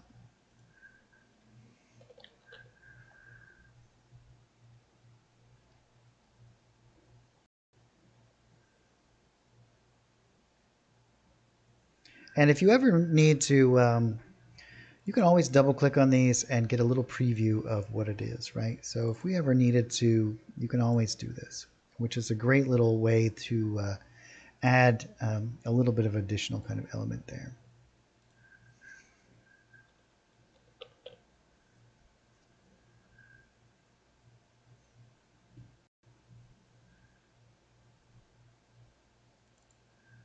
Because I might use this actually here. Or I could do a series of posts, actually. You know that? I can actually grab a series of posts and make Yeah, why don't we do that? That sounds fun.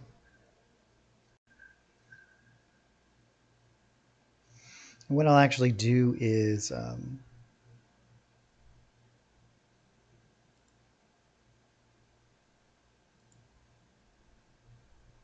let's rotate these as we move.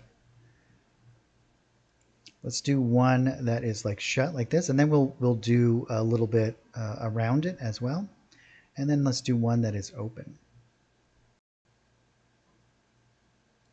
So starting from the same spot on the other side and keeping it in a pretty straight line here, we'll just move it right out like this.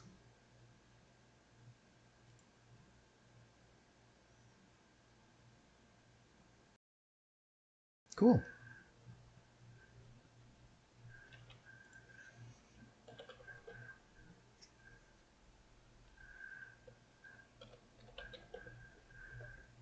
And then we have some of these like metal bands and whatnot. I think that these are all in the Goblin art package. Let's see here. Is it in this element or is it in the construction area? I think it's in the construction area. Here we go. And we have ropes as well. So what I'm actually going to do is I'm going to grab something like this. And I'm going to go in underneath here. And I'm just going to start to stamp these in like there's like this connective element in between them.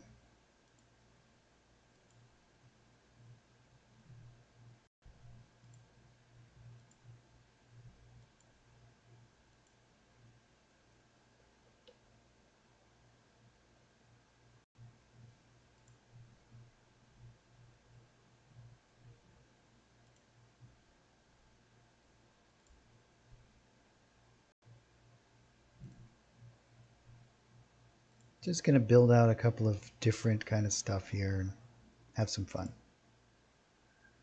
Cool. I mean, we could even go as far as like adding in all kinds of different elements and whatnot. And this is going to look a little bit haphazard for right now until we add in all of the different shadow elements and whatnot. So why don't we do that? Why don't we finish up these sides and then we'll dive into doing the actual battlefield out here. So I'm actually going to grab this little fellow down here and drop him up here. Grab him and drop him right there. And so this is a great trick if you guys don't know about it. Any element that you use often, instead of having to search through your system any further, you can just throw it down into your hotkey and grab it from there. The other thing that you should be aware of is that you have a multitude of different hotkeys down here. So it's not just the 12 that you see. If you hit Alt, you have another set. If you hit Control, you have another set. Shift, another set. And then every combination. So there is a ton that you can do. You can actually set up, if you're going to be doing and creating a set of images, and you're going to be using the same images over and over again, you can just get them all in your hotkey, and you never have to get into your assets whatsoever, which is a great. It's a really a huge time saver that I found. So I'm actually going to create a new painting later, and we're going to call this one Shadows. And this is going to be we're going to do a couple of different shadow ones. We should probably actually call it Shadow 1. Because we're going to be doing some underneath some of the elements and some above it. And I'm going to be using all of this. So what I'm going to do is I'm just going to come in here and we're going to get rid of all of our red. Didn't want to hit enter yet. All of our green. And we're going to bring our blue almost all the way down. We're going to bring it down to like 50. And then we're going to, so we get this nice shade of blue. And then we're going to drop down our opacity to 50 as well. You can see that this is what we're going to have here for our shadow. Actually, let's drop this down to 25. Let's make it a little bit less blue. And then I'm going to grab this hexadecimal code. I'm going to hit Control C, and so I can just quickly grab that in the future. And what I'm going to do with this is I'm just going to start to paint out with my stamp tool some of these shadows. So what I'm going to do is I'm going to create an oblong shadow first, right? I'm going to make it a lot longer than that. And I'm going to do this along the edge of all of these tents. And I have it very, very transparent. And the reason why I do that is because I want to build up my shadows. I don't want to just click once and have it done. I want to be able to have a little bit more control over it and build this up a little bit more. You see we have this little bit of a spillover, and this is what makes the shadows seem much more natural, as you can see here. And then we want to do some along here, so I'm going to actually narrow this, and I'm going to lengthen it even further. And then I'm going to do it right along the edge here. Just kind of click. I'm going to turn it and do it along here. You can see we're just creating some nice subtle shadows here.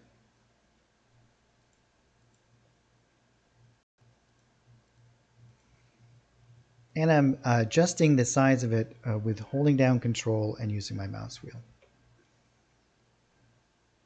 And now let's make this a little bit wider again. And I'll do these ones.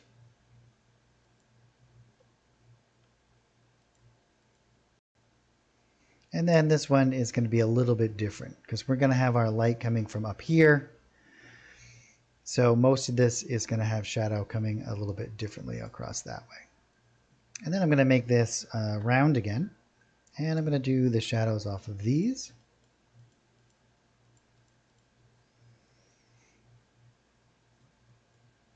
And I'm just going to start to plug in some larger ambient kind of shadows along here.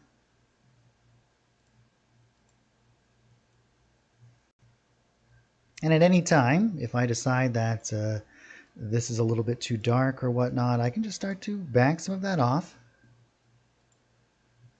And I can always lower down my opacity even more. Now the reason why I copied that hexadecimal code is because I'm going to be switching out images, and when I come back I want to have the same color for my shadows, so I can easily just Control V it right back in. And I'm going to be doing a lot of shadows coming out from underneath these things as well. So let's do a little bit of a shadow coming off of our elements here and there. And we can exaggerate the shadows inside of here as well if we want to. We're going to be creating some shadows along the edges of these. Now here we have a really interesting case, right? Because our light source is going to be on the outside of this wall.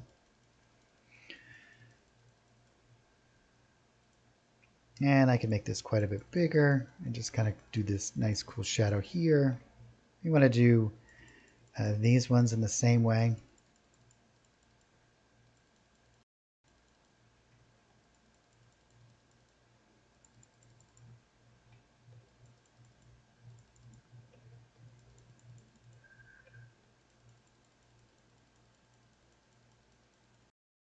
And just kind of build this stuff up. Have some fun and do a lot of stuff inside of here. You know, sky's the limit, really.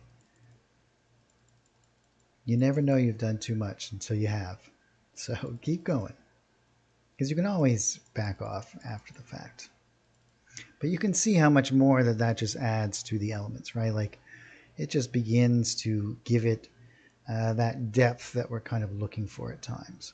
And now I'm going to exaggerate this again. Let's make that like a long oblong. Make it a little bit more narrow. And just go right along that edge.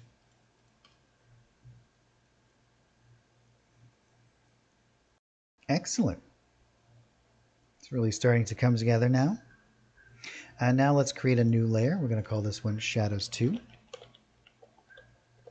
We're actually going to drop this down right underneath everything but our ground textures.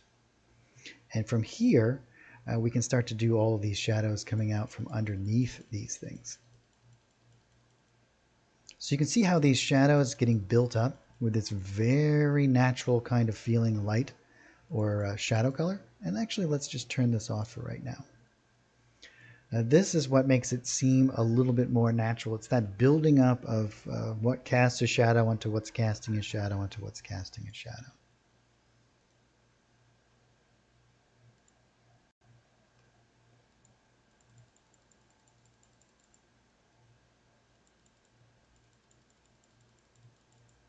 And I just want to have this little bit of an ambient kind of shadow coming out from underneath. And again, we're going to be doing a shadow coming out from this side of the wall.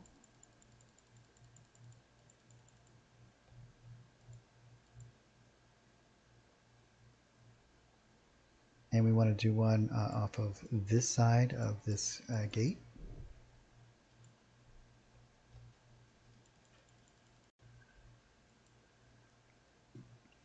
And now I'm going to, let's make this 4 and this 4. Whoop.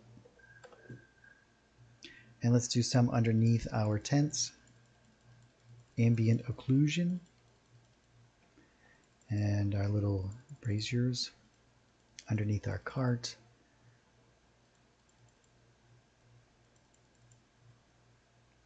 And this is why we don't go too crazy with the shadows in the first place. Because we want to have this kind of layered experience. This is what makes it feel a little bit more natural. But we definitely still want to have enough shadow contrast, and we can jump back and forth between these. We want to make sure that we have enough so that we get a good representation of what we're trying to do here.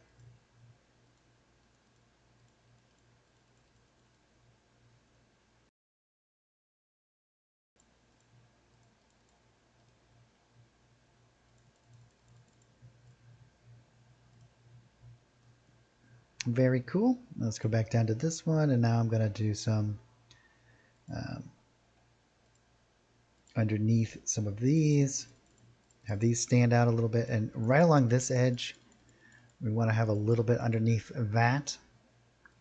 That's going to help make us feel like that is part of the world as well.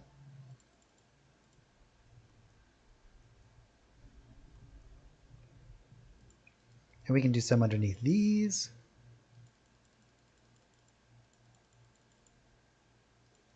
And coming out from under here.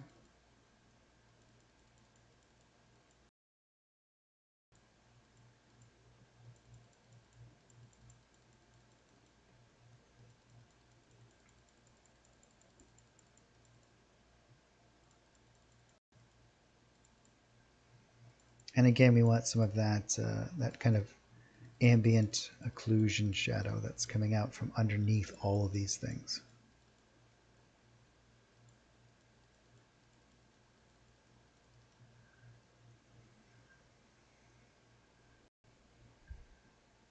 And jumping back and forth, we can start to build up some of these areas that we feel like needs a little bit more.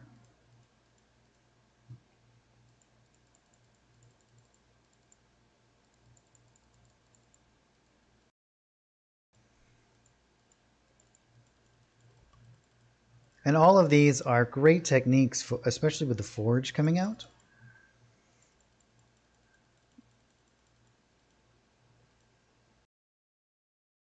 Which I am super excited about. I can't wait to see all of the great products that the community creates and puts out on the forge.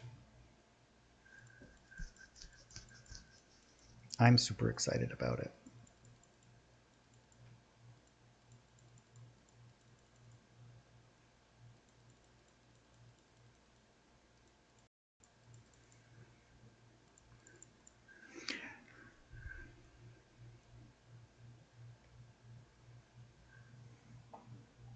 Oh, I just realized that I didn't have my chat thing up. I haven't seen anything that was popped up yet.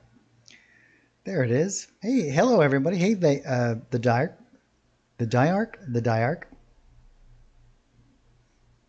No problem, DJ Break Time. Thanks for stopping by.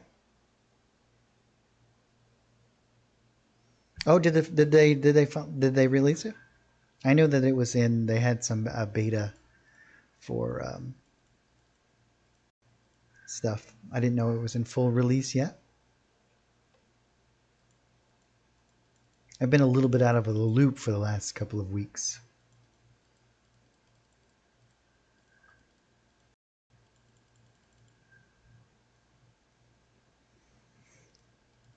Excellent. Yeah, this is really starting to have a really good feel to it. I really am enjoying it. Especially once we add in our light sources and we create our little elements out here. You know what I'm actually, yeah, soft release. What I'm actually going to do is I'm going to add in some of the dirt elements and spill it out onto here, make this kind of feel like it's really been worn as people have been coming back and forth. And let's do a little bit, well, that's a little bit too much there, but that's okay. I'd even drop this down to something like 15 for doing some of these.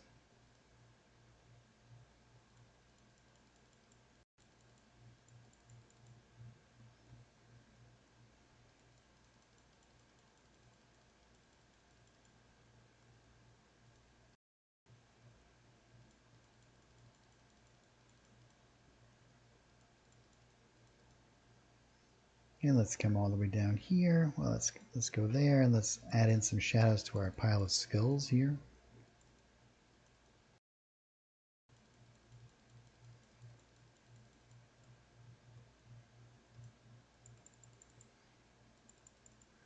Awesome. Very cool. Now what I'm going to do is I'm going to jump in and I'm going to just do my fire elements before I do anything else. We can set up some lighting, but we'll do that at the end. But I do want to do like the little fire in these things and in the goblin area over there. And then I want to, we should probably add in a couple of elements there. Shadows on these just to make them feel a little bit more attached as well.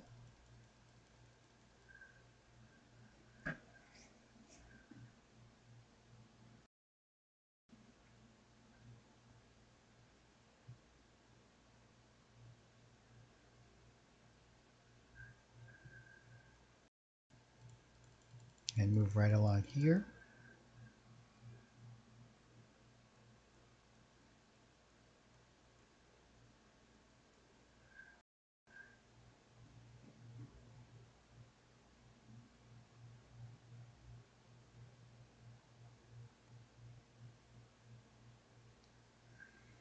Oh yeah, Dark Soul. That is because of content protection. So if it goes into the vault, it is very, it's encrypted. And if it goes into an extension or modules folder, then it's not. So therefore, it has to do with the content creator and what they want to have, or how much of their product do they want to have protected, or how available do they want it to be. That's what that is. Big Ty German. Hey, I don't know. I only handle a lot of the art side of things inside of Fantasy Grounds, so I'm not really sure a lot of the rule set kind of stuff. But I'm sure that if you asked the question on the forums, that you would get an answer to that.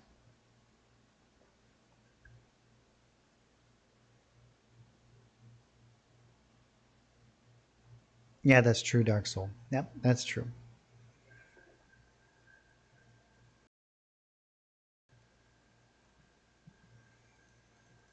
Yeah, a lot of the changes with the vault and whatnot are just to do with in the past um, people doing nefarious things, which is unfortunate.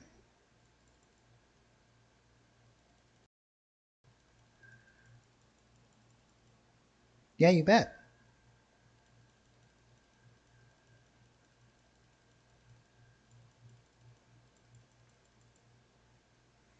Excellent. So here we have a lot of stuff. I'm going to do one. Let's go into our ground textures. I just want to rough up the edge of this a little bit. Even though our bridge is here, I'm actually going to take. Well, I guess I'll have to do it on the bridge side of things. I'll have to do it up on my bridge. I'll go up over here. I probably should have put this in a different order, but that's fine too.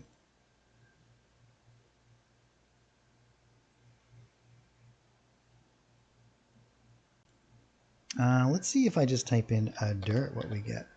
I'm sure that there's a lot of them in here. Yeah, I have a whole bunch. And I'm actually going to use one of these ones that's a little bit lighter, I think. We have this nice round dirt brush.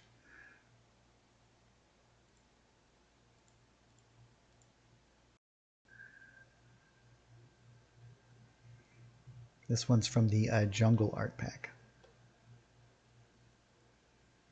And again, I'm going to drop down the opacity quite a lot.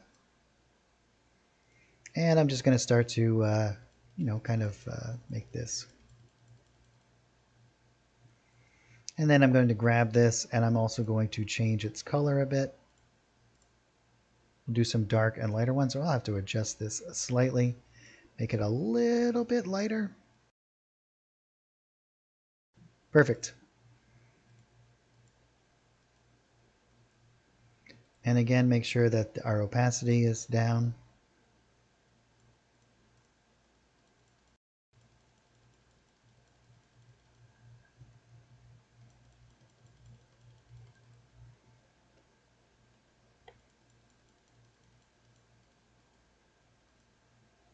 Kind of make it feel like it is got some push down into the mud a bit.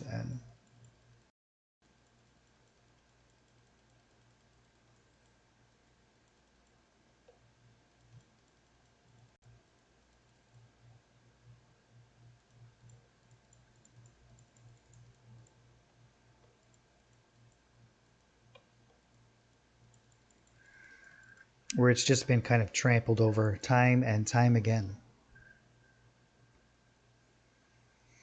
Excellent. Yeah, this is really starting to come together, really starting to feel like some camps. The next thing I'm going to do is I'm going to go into the, I'm just going to type in fire in the Abyssal art package here. And I think I also have some like hot coals. Yeah, these might actually just work perfectly as is.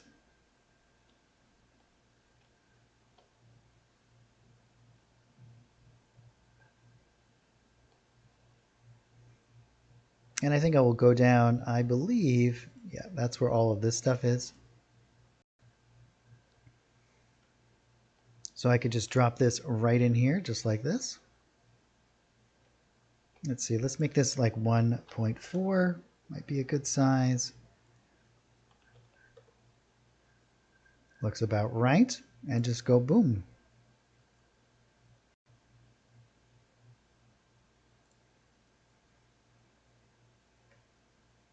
Make this one a little bit, make this like just 2. A little bit small. Let's do 1.9 and 1.9. Perfect. And on this side, right, because these are all in the same area here, I'm actually going to go right underneath and just kind of, well, it should have gone underneath. Let's see if we can erase that out of there. Ah, that's okay. We'll grab that again.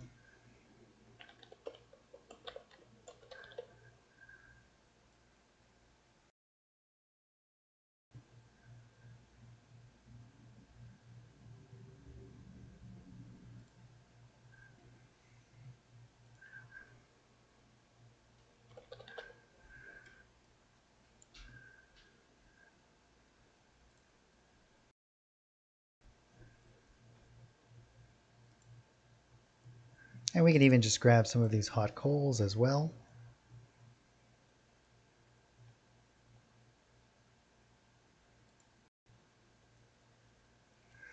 And now what we can do is we can type in fire and we can grab some of these fire elements.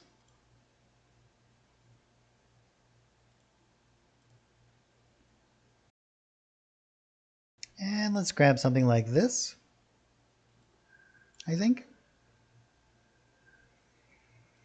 And now what I'm going to do is I'm just going to lower down this opacity to something like 150. And I'm just going to drop in a couple of, maybe even lower than that. Let's go down to like 75, half of that. Yeah, like this. And again, I'm just going to kind of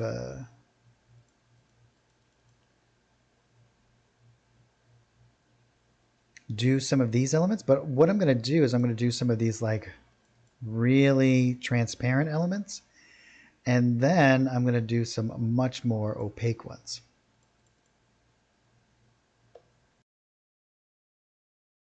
So we're going to have like these little semi-transparent wisps.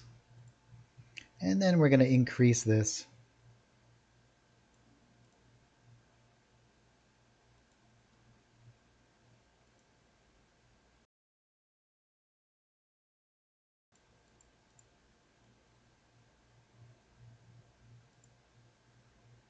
just like that.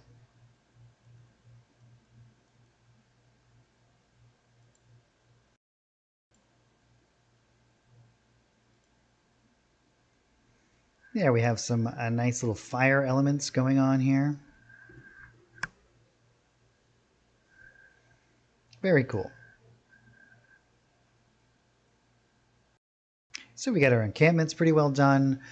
We got our whole layout pretty well done. I'm actually going to go in and I'm going to rough up the edge of this a little bit with some more of my the dirt elements and this kind of stuff, I think. And then we'll dive in and jump right in and do the interior here. I'm going to take a really quick break. Thank you guys so much for hanging out with me today. I really appreciate it. I'm just going to go grab a refresher on my water and stretch my legs for a moment, and then when we get back, we'll dive in and we'll finish this map up. And we'll finish it off by adding in, we can do all of our line of sight elements as well as all of our lighting elements at the very end. And we could go in and we could do tons of little decorative elements as well. But I don't think that we're going to have time for that today. But again, thank you guys so much, and I will be right back.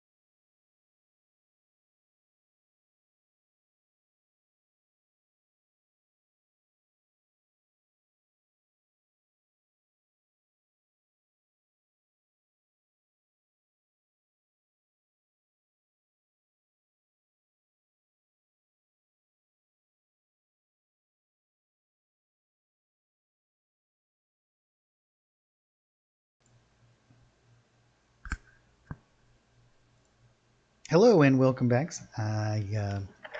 Or welcome me back. I took a short break there. I just refreshed my water and stretched my legs for a moment, and we're going to finish this map up and get it all done. We usually run until about 6 o'clock, so we have about an hour left. Also, if you guys have any questions, please throw it into chat, and I'll do my best to answer it.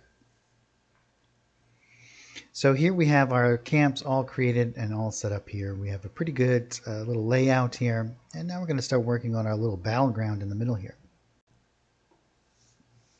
So now we're going to go into our new siege. Oh, excuse me. I think I drank the water a little too fast. We have all of these siege weapon decorations, but we also have in the effects area here, we have all of the like scorched earth, and we have like shot holes and whatnot. And I'm going to show you guys how you can use some of these as well. So one of the great things, let's go back down into our ground textures, and still with our painting going on here, I'm going to grab this base one.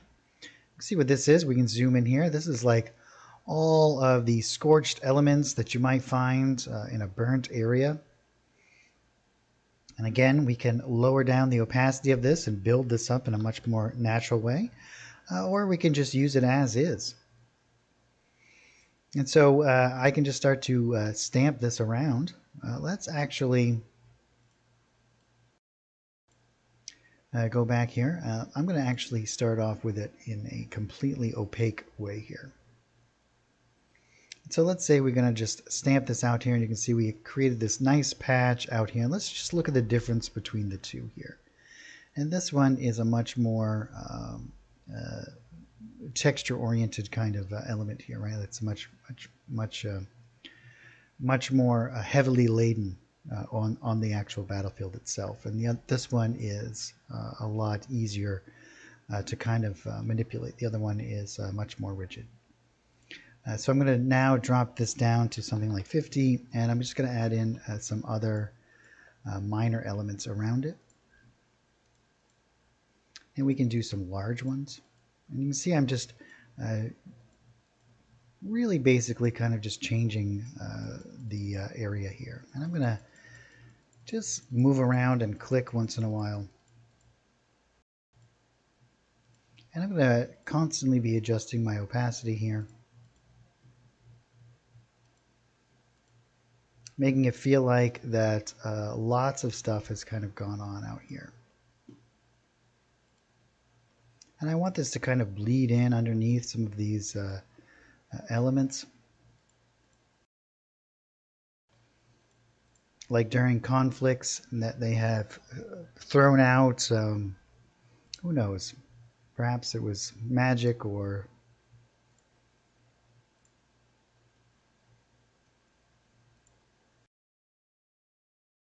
but here we have already really drastically changed the landscape. As we can see, as we zoom out here, we get this really beat up area out here. And we also have these two, which are really great. So if we were, let's say, if we were to add, maybe we're going to let's actually add a couple. Let's go into our decorations, and let's add a couple of these siege elements as well.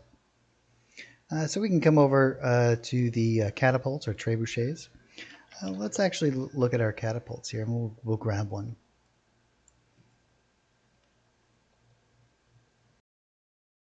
So on this side, we could add in a couple of catapults, perhaps. Maybe they have one or two.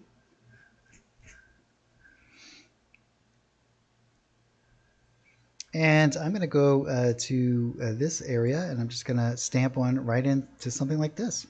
There we have it, just placed right in there. We also have, or you know what? Let's add a different one. Let's go with a different. Let's go with one of these ones.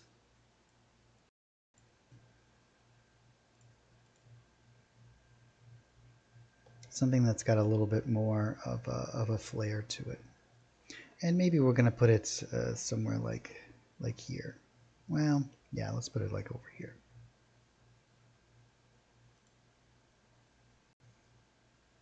We'll have to add in some shadows for this as well, but I want to do some of these other kind of things in addition to that.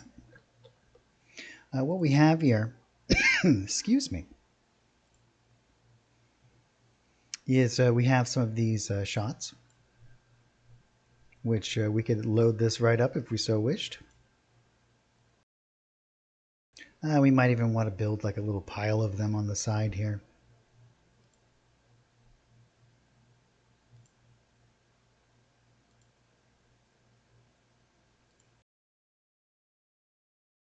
And we'll add our shadows in there once again. But what we can do, and this is what's really, I think is super fun, is we can grab some of these elements, right? We want to make sure that these are about the same size as the shot that we're using, which they are by default, pretty much. And we might want to add in an element like this, where they've landed on the ground. We could leave that empty, right? Or I could grab one of these. Oh, let's grab the other one. And I can just kind of drop it right in there.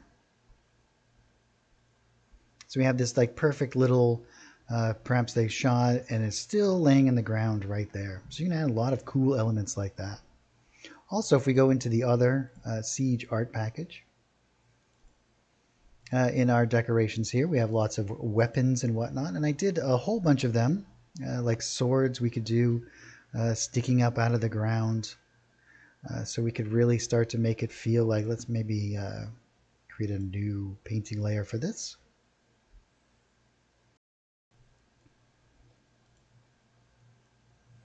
We can do all kinds of elements along these lines. We have spears and weapons, and we could have all kinds of weapons just kind of strewn about on our battlefield.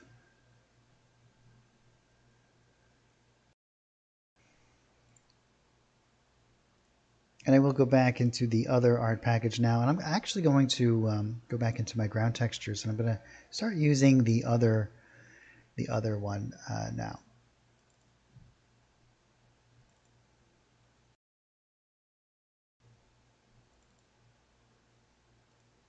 I need to go into the first, into our effects here.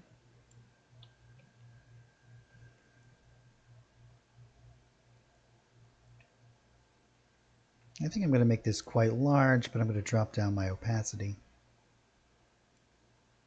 Yeah, something like this. And really begin to texture this up a little.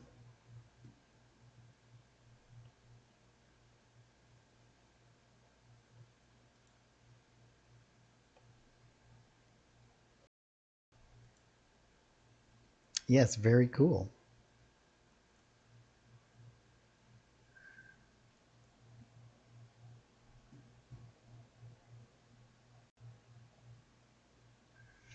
And what I'll do at this point is I'm just going to grab this little guy once again, go back into my shadows. And because I saved my hexadecimal code, I can now hit OK and get right back to where I was. And I think I'm actually going to do some underneath here first. And we'll just do a little bit of ambient shadow coming out. We don't have to be too exact about a lot of this. We just want that kind of feeling that it is there. That little bit of separation between our item and the ground. And now what I'm going to do is I'm going to come back in and do a little bit on top as well. I'm just going to drop down this opacity.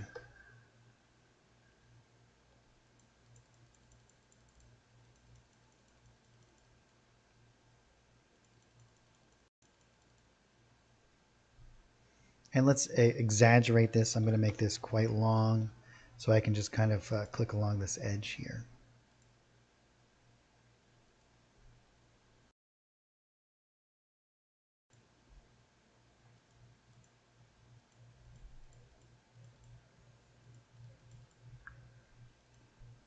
Perfect.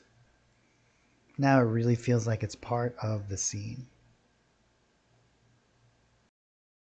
You can see with these textural additives, additions to the little battleground out here, we really start to get this feeling like this is a really like torn up space that all of this has been like burnt and at one time or another, and just the amount of damage that's done to the ground is quite a lot here. And we might even want to make this feel like it's a little bit up, as in, let's move this down to like that. That this is a incline, so we can add in some shadows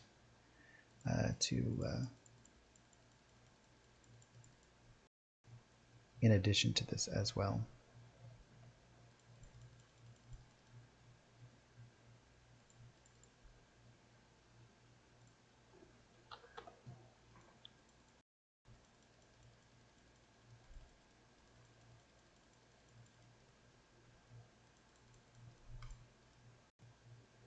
We might even want to add in a little bit of additional kind of shadow coming off of that. Make it feel like it's raised up out of the ground.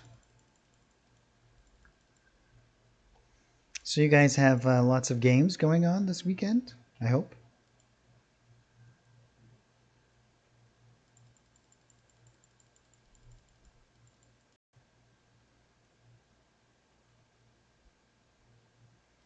You see, by doing this kind of shadow content, we can change the whole narrative of this like flat surface down here. And I like to do like these big kind of ambient shadows anyway.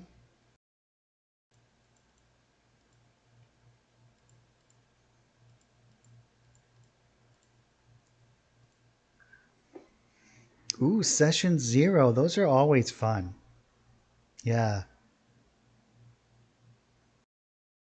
That's so much fun. Are you guys doing like a fantasy game, like Dungeons and Dragons, or? I think sessions like the low levels is always my favorite anyway, but I really love the beginning.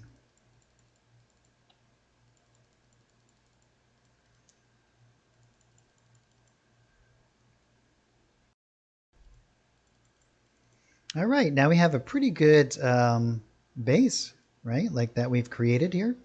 You see these large kind of ambient shadows and how much they add to the feeling of the entire thing. I just love it. Could be cast from clouds or not. Who knows? That's the whole thing. We don't know. We have this great workspace here. Now I'm going to start to add in some lighting. Pathfinder 2, I've yet to play it, but it looks super fun and very interesting to me. I would love to run or play a game in Pathfinder 2.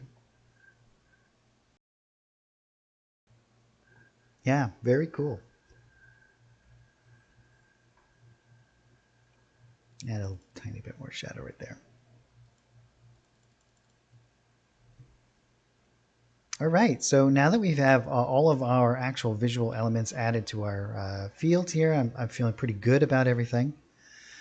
We can do a whole bunch of different stuff in here. The first thing that we're going to do is we're going to switch back over, and we're going to, well, actually, let's just let's do all of our line of sight. And there's a lot of different ways that we can do our line of sight, right? It's always an interpretive kind of thing. Don't think that there is any sort of definitive answer on how you should set up line of sight or how it should be done. I'm going to show you guys a couple of ways that I set it up, and then I'm going to throw a character out here and show you guys how it kind of interacts. And we'll set up the lighting as well, and so you guys can see all of that. So let's just jump in here and do, I might not do all of it because we are running a little bit short on time. But I will do at least a few of these tents and whatnot. And so things like this, I oftentimes will do it with terrain. And the reason why I do it with terrain is because a lot of the elements that we want to be able to see certain elements and interact with them in a particular way. And oh yeah, shadow cast by a dragon, right? Flying. That's why there's so much scorched earth, right? And so I want to think about from the player's perspective how we see things and how it's going to be interacted with. So, for example, these tents. I could use a wall around these tents, but then the player is never going to ever see the tent itself. It becomes my responsibility to let them know what it is. But if I use the terrain, they can always see into the terrain, just not through it. Even though it doesn't block movement, it does add a very nice narrative kind of element to it, right? Let me just switch to the line tool here, and I'm just going to show you how I oftentimes will set these up. So what I will do is I will divide, there's a peak here, right? This is peaked. And so with this peak in the middle and these elements on the side, what I like to do is, so if a character's on this side, they'll be able to see this side of it. And when on this side, they'll be able to see this side of that. And I can create this. I can make this happen very easily with the terrain. So what I'm going to do is I'm just going to click, I'm going to drag out a very simple kind of rectangle like this. And then what I'm going to do is I'm going to make a new one on this side as well. And I'm going to line it right up. Now, when I turn on my line of sight, let's just turn on my line of sight. And we might as well just enable our player view as well. You can see how cool this looks with that black background with the player view. I just love it. It just makes me feel like it's more of a painting rather than just this square image floating in space. And now let's see, do I have anybody set up in the, yeah, I got Bob in the combat tracker. Let's throw him onto the playing field here. And if I click on Bob, you can see that I'm going to see what Bob sees. Now, let me just drag Bob over here so you can kind of get what I'm at here. Let me reset this so that you can reset Fog of War. So you can see that he sees only one side of this. And as he moves around, he's going to see the other side of it. Now, there's a couple of different things that we can do to adjust this. Right now, this is where he's seeing vision. But this, to me, feels like a little bit more of an accurate way to portray this. And I always try to find a nice functional way. You see how that Bob is always going to be able to see that it's a tent and interact with it that way. And that, to me, is a much more complete way to do this. Now, I'm not saying that this is the correct way. This is just how I prefer it to function. And now when we switch back over to our walls here, you can see it's a really simple thing. Now I can even expand upon this. Perhaps I want the front of this so that he can't, let me just switch back so I can move Bob into the appropriate thing. You can see how he can see the entire tent from a downward perspective. Maybe I don't. Maybe I want it to be only able to be seen from these edges and whatnot, and that the front view, you only get to see the front of it, right? So here we can set this up super simple. So let me just grab these. I'm just going to move this back and create it like it's a peak. I'm not sure what just happened there.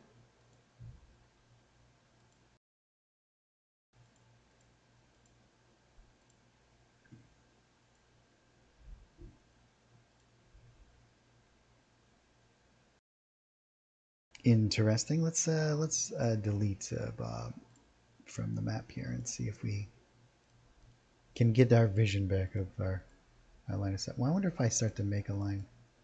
Huh, interesting. Seems if I move it, it completely disappears. If Bob comes back, as I said, I'm in test, so there is some weird, we're going to run into some bugs. And our line of sight is no longer. Maybe if I turn it on and off again? Nope. Let's close it down and reopen it and see if that will fix our little area in here. Battlefield is what it is. Nope, our line of sight is gone now. Interesting. I'll have to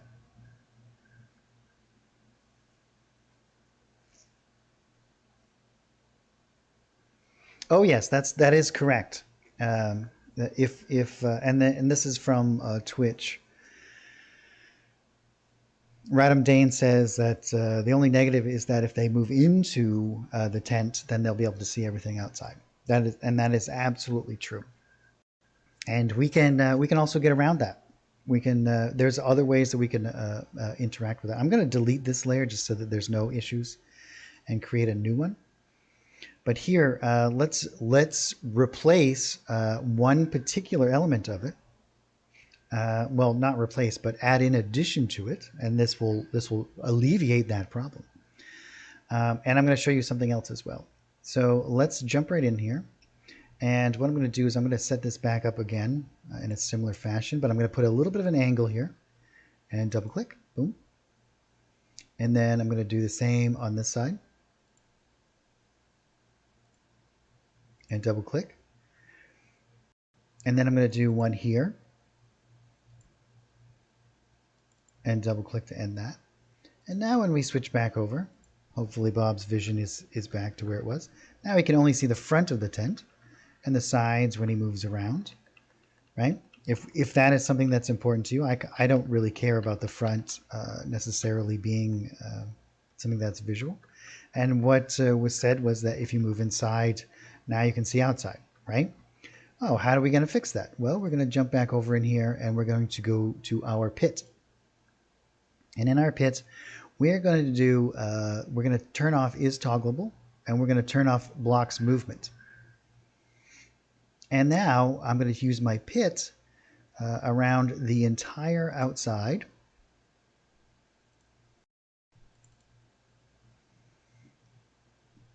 And when we switch back over to Bob, when he is moving around, you can see we have the same visual. The pit does not interfere with any sort of vision from the outside, right? No sort of vision from the outside is interfered with. But because of the pit, once he goes inside the tent, can't see out of it.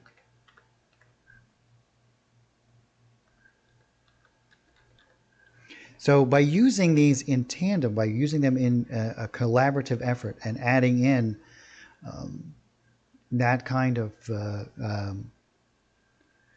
when you think about it from the player's perspective and the functionality of it, it becomes a super fun experiment to using all of these different ways in which to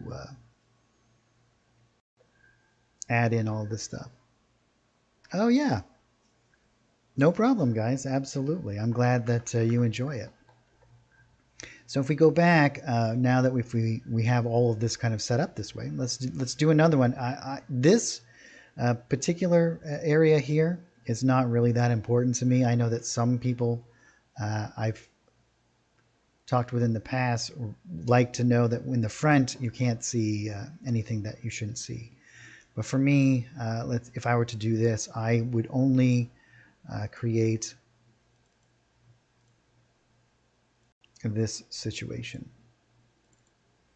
And then again, we just switch over to the pit and we just do the entire outside.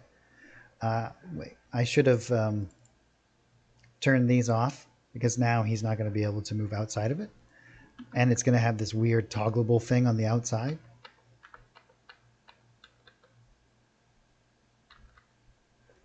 And I as a GM will have to do it. But that is how I kind of set up a lot of this stuff. Yeah, let me just delete these really quickly. Let's do this one more time and keep it all on one layer. So I'm just going to run through and I'm going to do these. I can actually just do all of the pits first. And I can just do this with a rectangle. I'll show you the fastest way to do this. So what I'll do is I'll just set up just like this.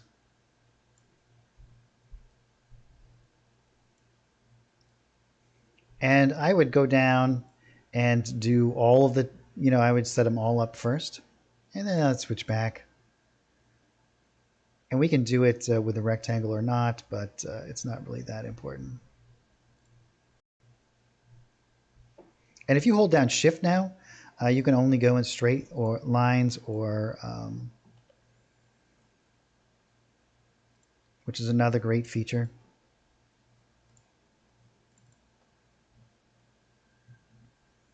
And you can see how quickly you can set this stuff up.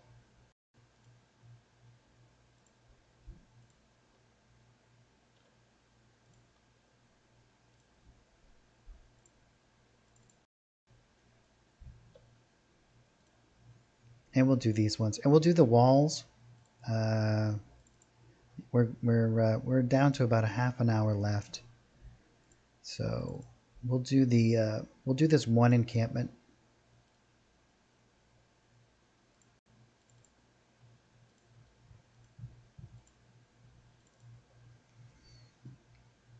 And you can see now we have a very natural kind of view of all the things that he should actually be able to see from this perspective, and any tent that he goes inside of, all the vision is blocked everywhere else. And just look at how cool that looks. I mean, that's his memory of the outside that he's seen before, but he's totally on the inside here.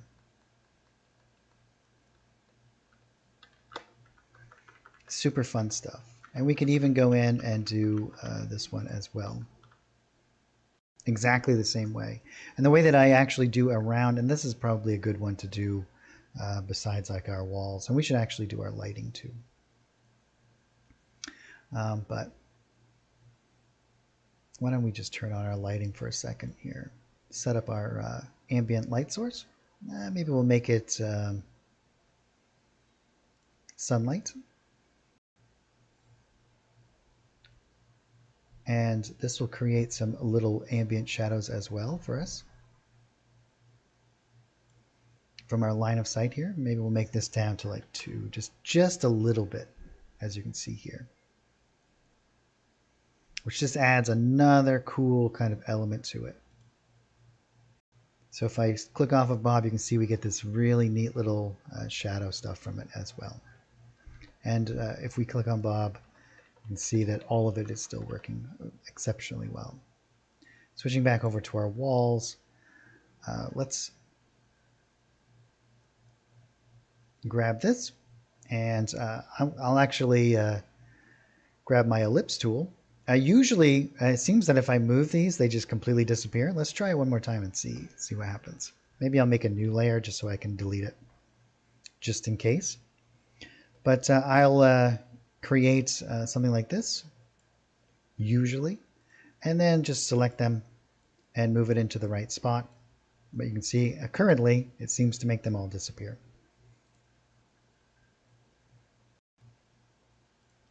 So trying to line that up as an ellipse is a little bit too difficult. So I think what I'll do is just going to do the entire outside.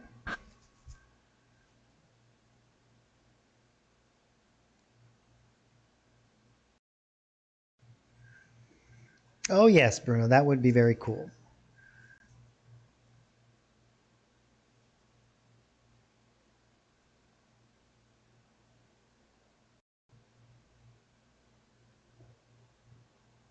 You can certainly set that up, actually, Bruno. Yeah, you can.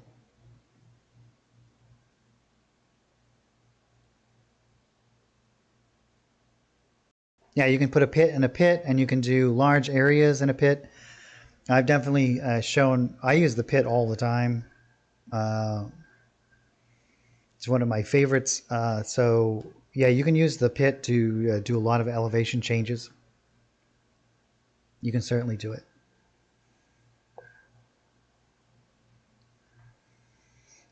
So here we have like these are rectangular, and this is a round one. And we are assuming that there is a peak in the center here.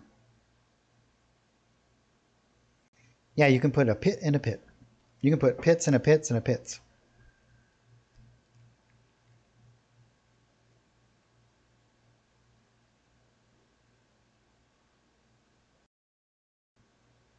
It would be the inside and the outside. There's no level to it. It's just what's its actual location.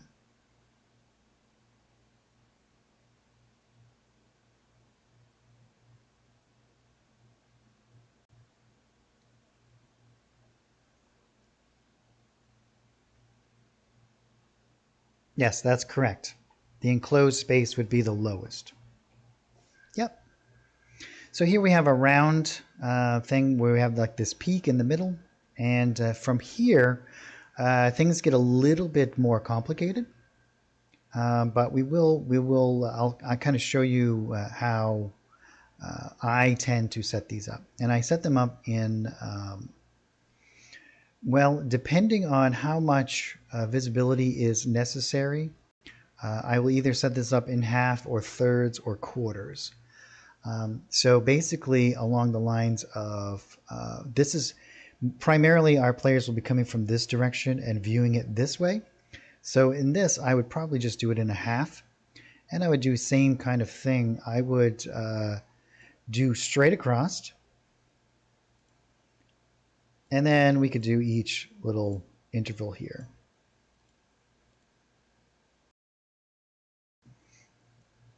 And then I would do this way.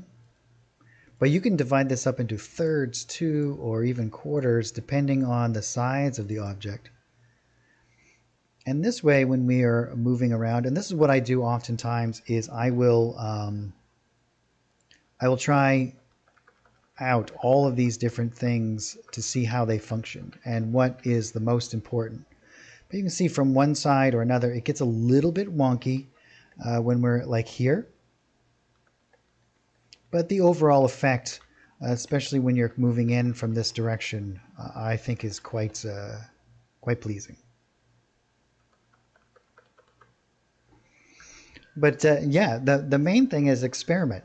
Use these all in tandem, see what you can come up with, figure out new and interesting things. So like this, for example, this entire trench I would enclose in a pit. So we can go back in here and we can grab our little pit guy. I might actually leave on blocks movement, depending on how deep I want this pit to be. And I will even oftentimes, so let's say, for example, if I was going to be doing this, I might even do it a little bit on the outside. So let's say that this trench is quite deep, maybe 7 feet deep, let's say it is, so that you would actually have to climb out of it. So I would bring it right across here, and I'm going to go a little bit on the outside of this. And the reason why I'm going to go a little bit on the outside of this is because I want people who are in the pit to possibly be able to see somebody standing right on the edge, right? Again, depending on the circumstance and how I'm going to be using it. And again, you can see that this has no impact on the vision. Well, I don't need Bob's little... I'm in Core RPG, by the way. And this is going to cast a little bit of a shadow, and we don't necessarily want that. So I would probably actually go into my ambient lighting and just turn off shadows, because I've painted them all in. And now, if I climb down in the pit, you can see I only have the visibility in the pit. So you might be saying like, oh, well, your movement shouldn't be able to come up that far, right? Like trying to climb up out of the pit. Well, we can add in other elements that make you have to stay right in the middle here. One of the cool things that we have now in our line of sight is we have windows. Windows, we block movement but not vision. So I can actually build an invisible line of sight wall in through here that makes it so that they actually can see out of it, but they can't do it. So let's actually dive in and do it here, right? And I'll show you. I would actually, so let's see here. Now this is going to be so that the player is not going to be able to move outside of where they should be able to.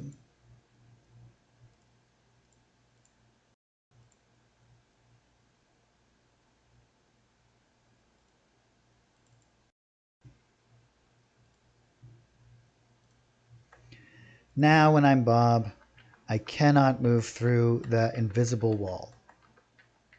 I can only traverse the actual area that I should be able to traverse inside of the trench. But I can see just to the edges, right? Like if there was somebody standing right on the edge, I would be able to see them. But nothing beyond.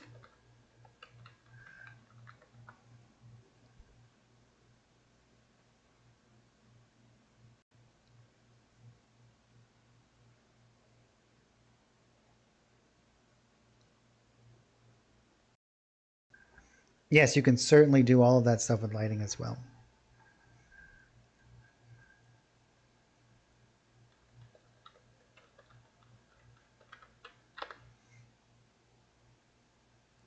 So lots and lots of cool stuff that you guys can do. There's so many tools and so many different things that you can interact with and do. The other cool thing is because we've done it on this particular layer, we can toggle it on and off, which means that I could have actually built it all underneath here, and I could have set this up so that we can hide the bridge, right? Which we can. So I can make this all the way across and then hide the bridge at a particular time so that they can traverse underneath the bridge as well. I could even jump into the bridge area and just lower its opacity on a layer level so that when people are moving in underneath and whatnot, we can interact with it that way. So much you can do there. The tools here are just limitless. I mean, literally they are. A for opacity. That is absolutely correct. Let's see. Last thing that I would probably do if in this particular creation here, we could add in our lighting to these areas, our little lights here, but I love my effects layers, and so let's add in a nice little effects layer.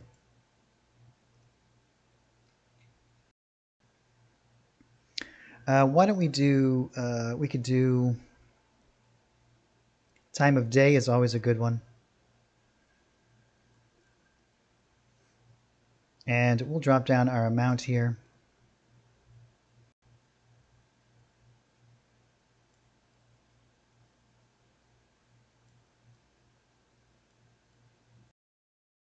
And I think we'll go into something like this and just up our contrast here a little bit.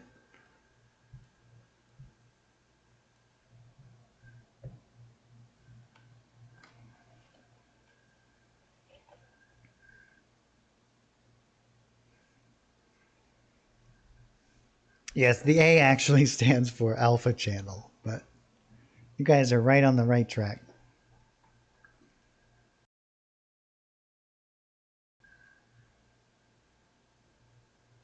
Ooh, we could actually add in too if we wanted. Maybe what we'll do is a little bit of rain.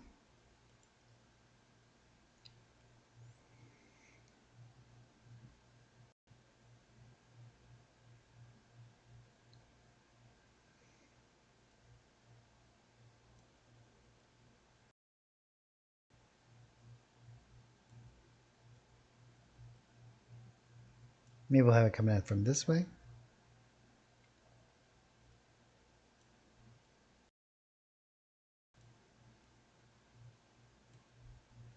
Everybody wants to fight on the battlefield when it's raining.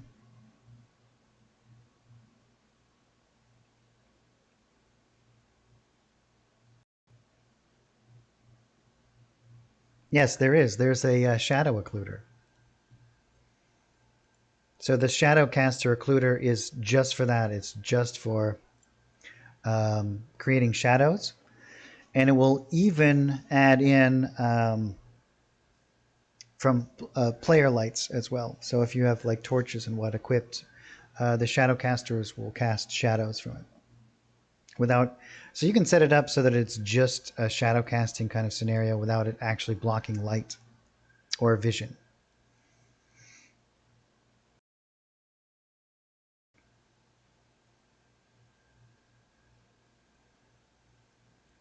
We might, you know what? Instead of this, why don't we do like every area needs some mist, right?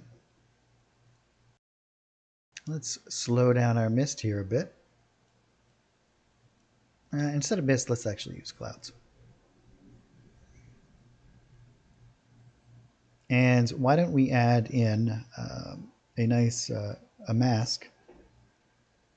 And perhaps we just want to have mist in our battle area over here, right? So I'm going to hold down Alt and I'm going to draw out a mask for my effects layer. And then I'm going to blur out that edges. And let's slow down the speed of these clouds to maybe like 55 and drop down the intensity of it a bit. Maybe we'll increase the speed to like 60. Yeah. Blur out those edges. Maybe we'll go a little bit slower than that. Let's do like 58. And we'll drop off our shadows.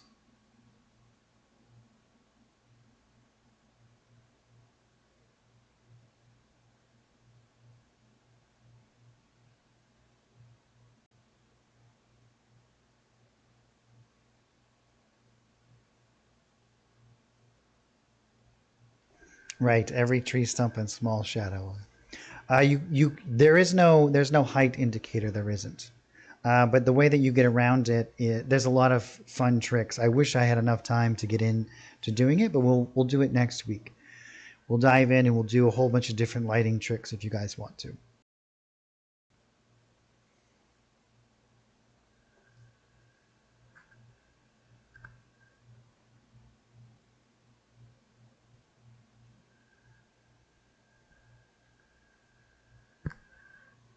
And do you guys have any questions as we're winding down here?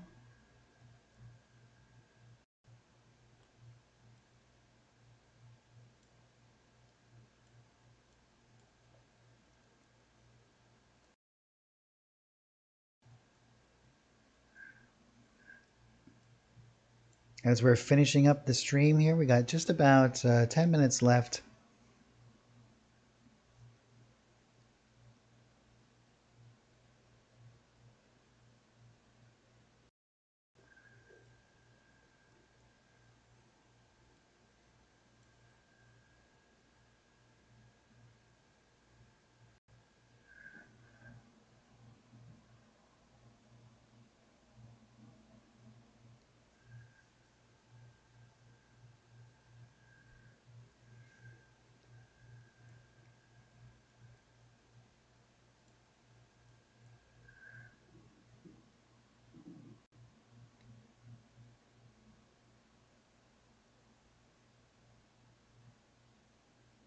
You can't have it set up automatically white flare. And so here's the question for everybody who's watching, not on Twitch. The question is, can you have the cloud zone reduce vision by distance, like a fog zone where you can only see 10 feet? You can do it manually. So let me grab my buddy Bob over here, and let's bring him out into this area. Yes, I can set up his vision. So if I go into the lighting system, you can see that we have token lights and token vision. So when he comes into this area, and I can toggle it on and off, so I can have it set up ahead of time. So if I want to set up not necessarily like dark vision or anything along those lines, I can actually just set up his vision to be a particular distance. I'm not sure if I can do it in here or if I have to do it in the combat tracker. But in the combat tracker, I can actually type in, add an effect and cause his vision to be a specific distance. So unless things have changed in this particular build, but I can just type in vision. It's got to be in caps. Vision 10.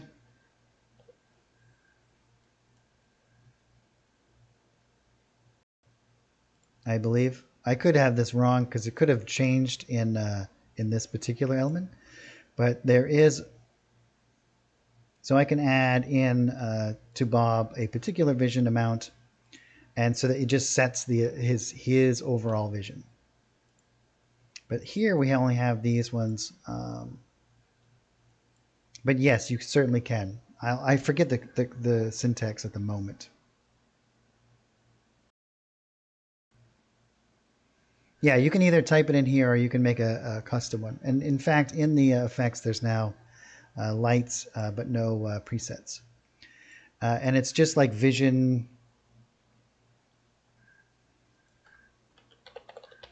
I believe this is out of my realm of expertise. Yeah, that's what it is. Vision :10. And then you can set the drop off or whatever. And you can just turn it on and off right here. And so now, as Bob is out here, as you can see, he can only see that far. And I can change this too. I can make this 5. And so because we're in Core RPG, what that's doing is 5 squares.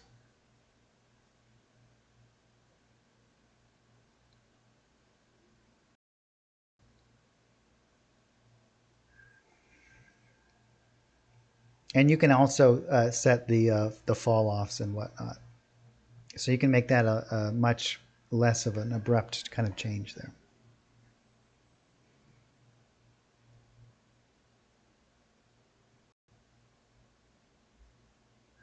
So yeah, there's so many cool things that you can do. Cool interactive elements that just add so much to the narrative, I believe.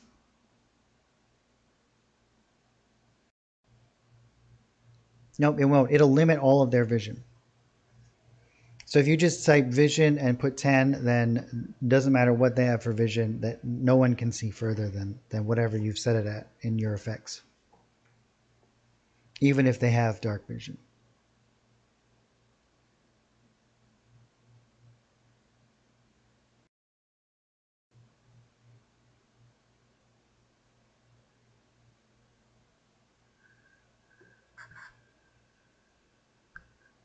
And like Radam Dane said, you can actually go into your effects tab and you can create a new effect here, and you can make it like this.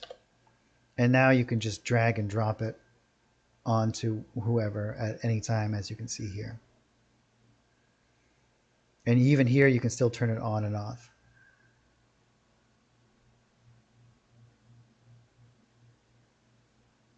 Oh, you would have to set up probably occluders for that. Yeah, what I would do in that particular instance is I would probably do something similar. I would use some occluders, just some vision blocking occluders. I see what you're saying now. But yeah, you could definitely set up some stuff like that.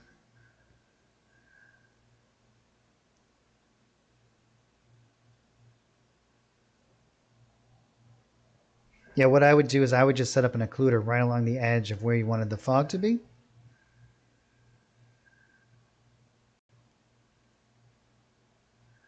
And then you could build it from there.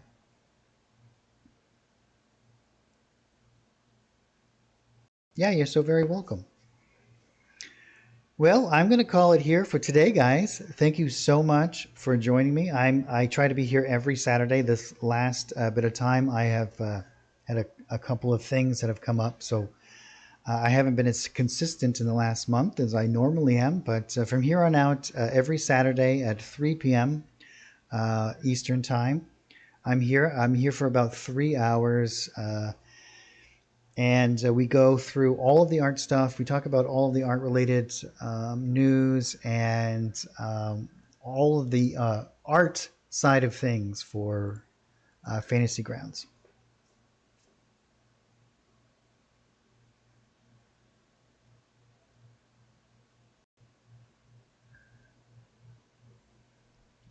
Yes, Dark Soul, that is probably true. It would.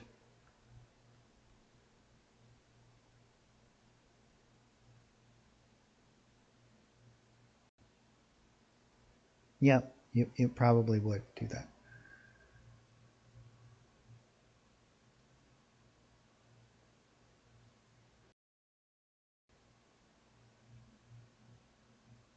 Right? That does your taxes.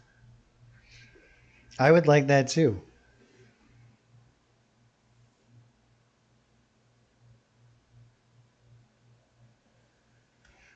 Yeah, you could make them super opaque. However, it's not going to block the vision. The lighting system will block. You could outfit the area like you said before as a you could do it like darkness.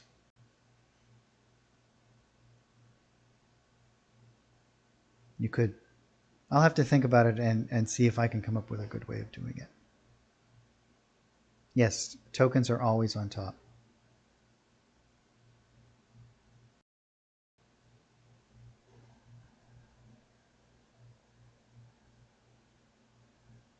right? Make the clouds a token character.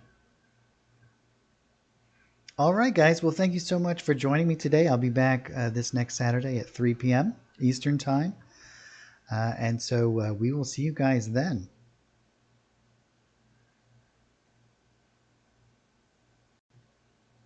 Have a great week, everyone. And hopefully you guys are coming up with some more cool things that we can kind of figure out here on the stream. I really enjoy this kind of stuff. Super fun. Yeah, thank you, everyone. And we'll see you next time.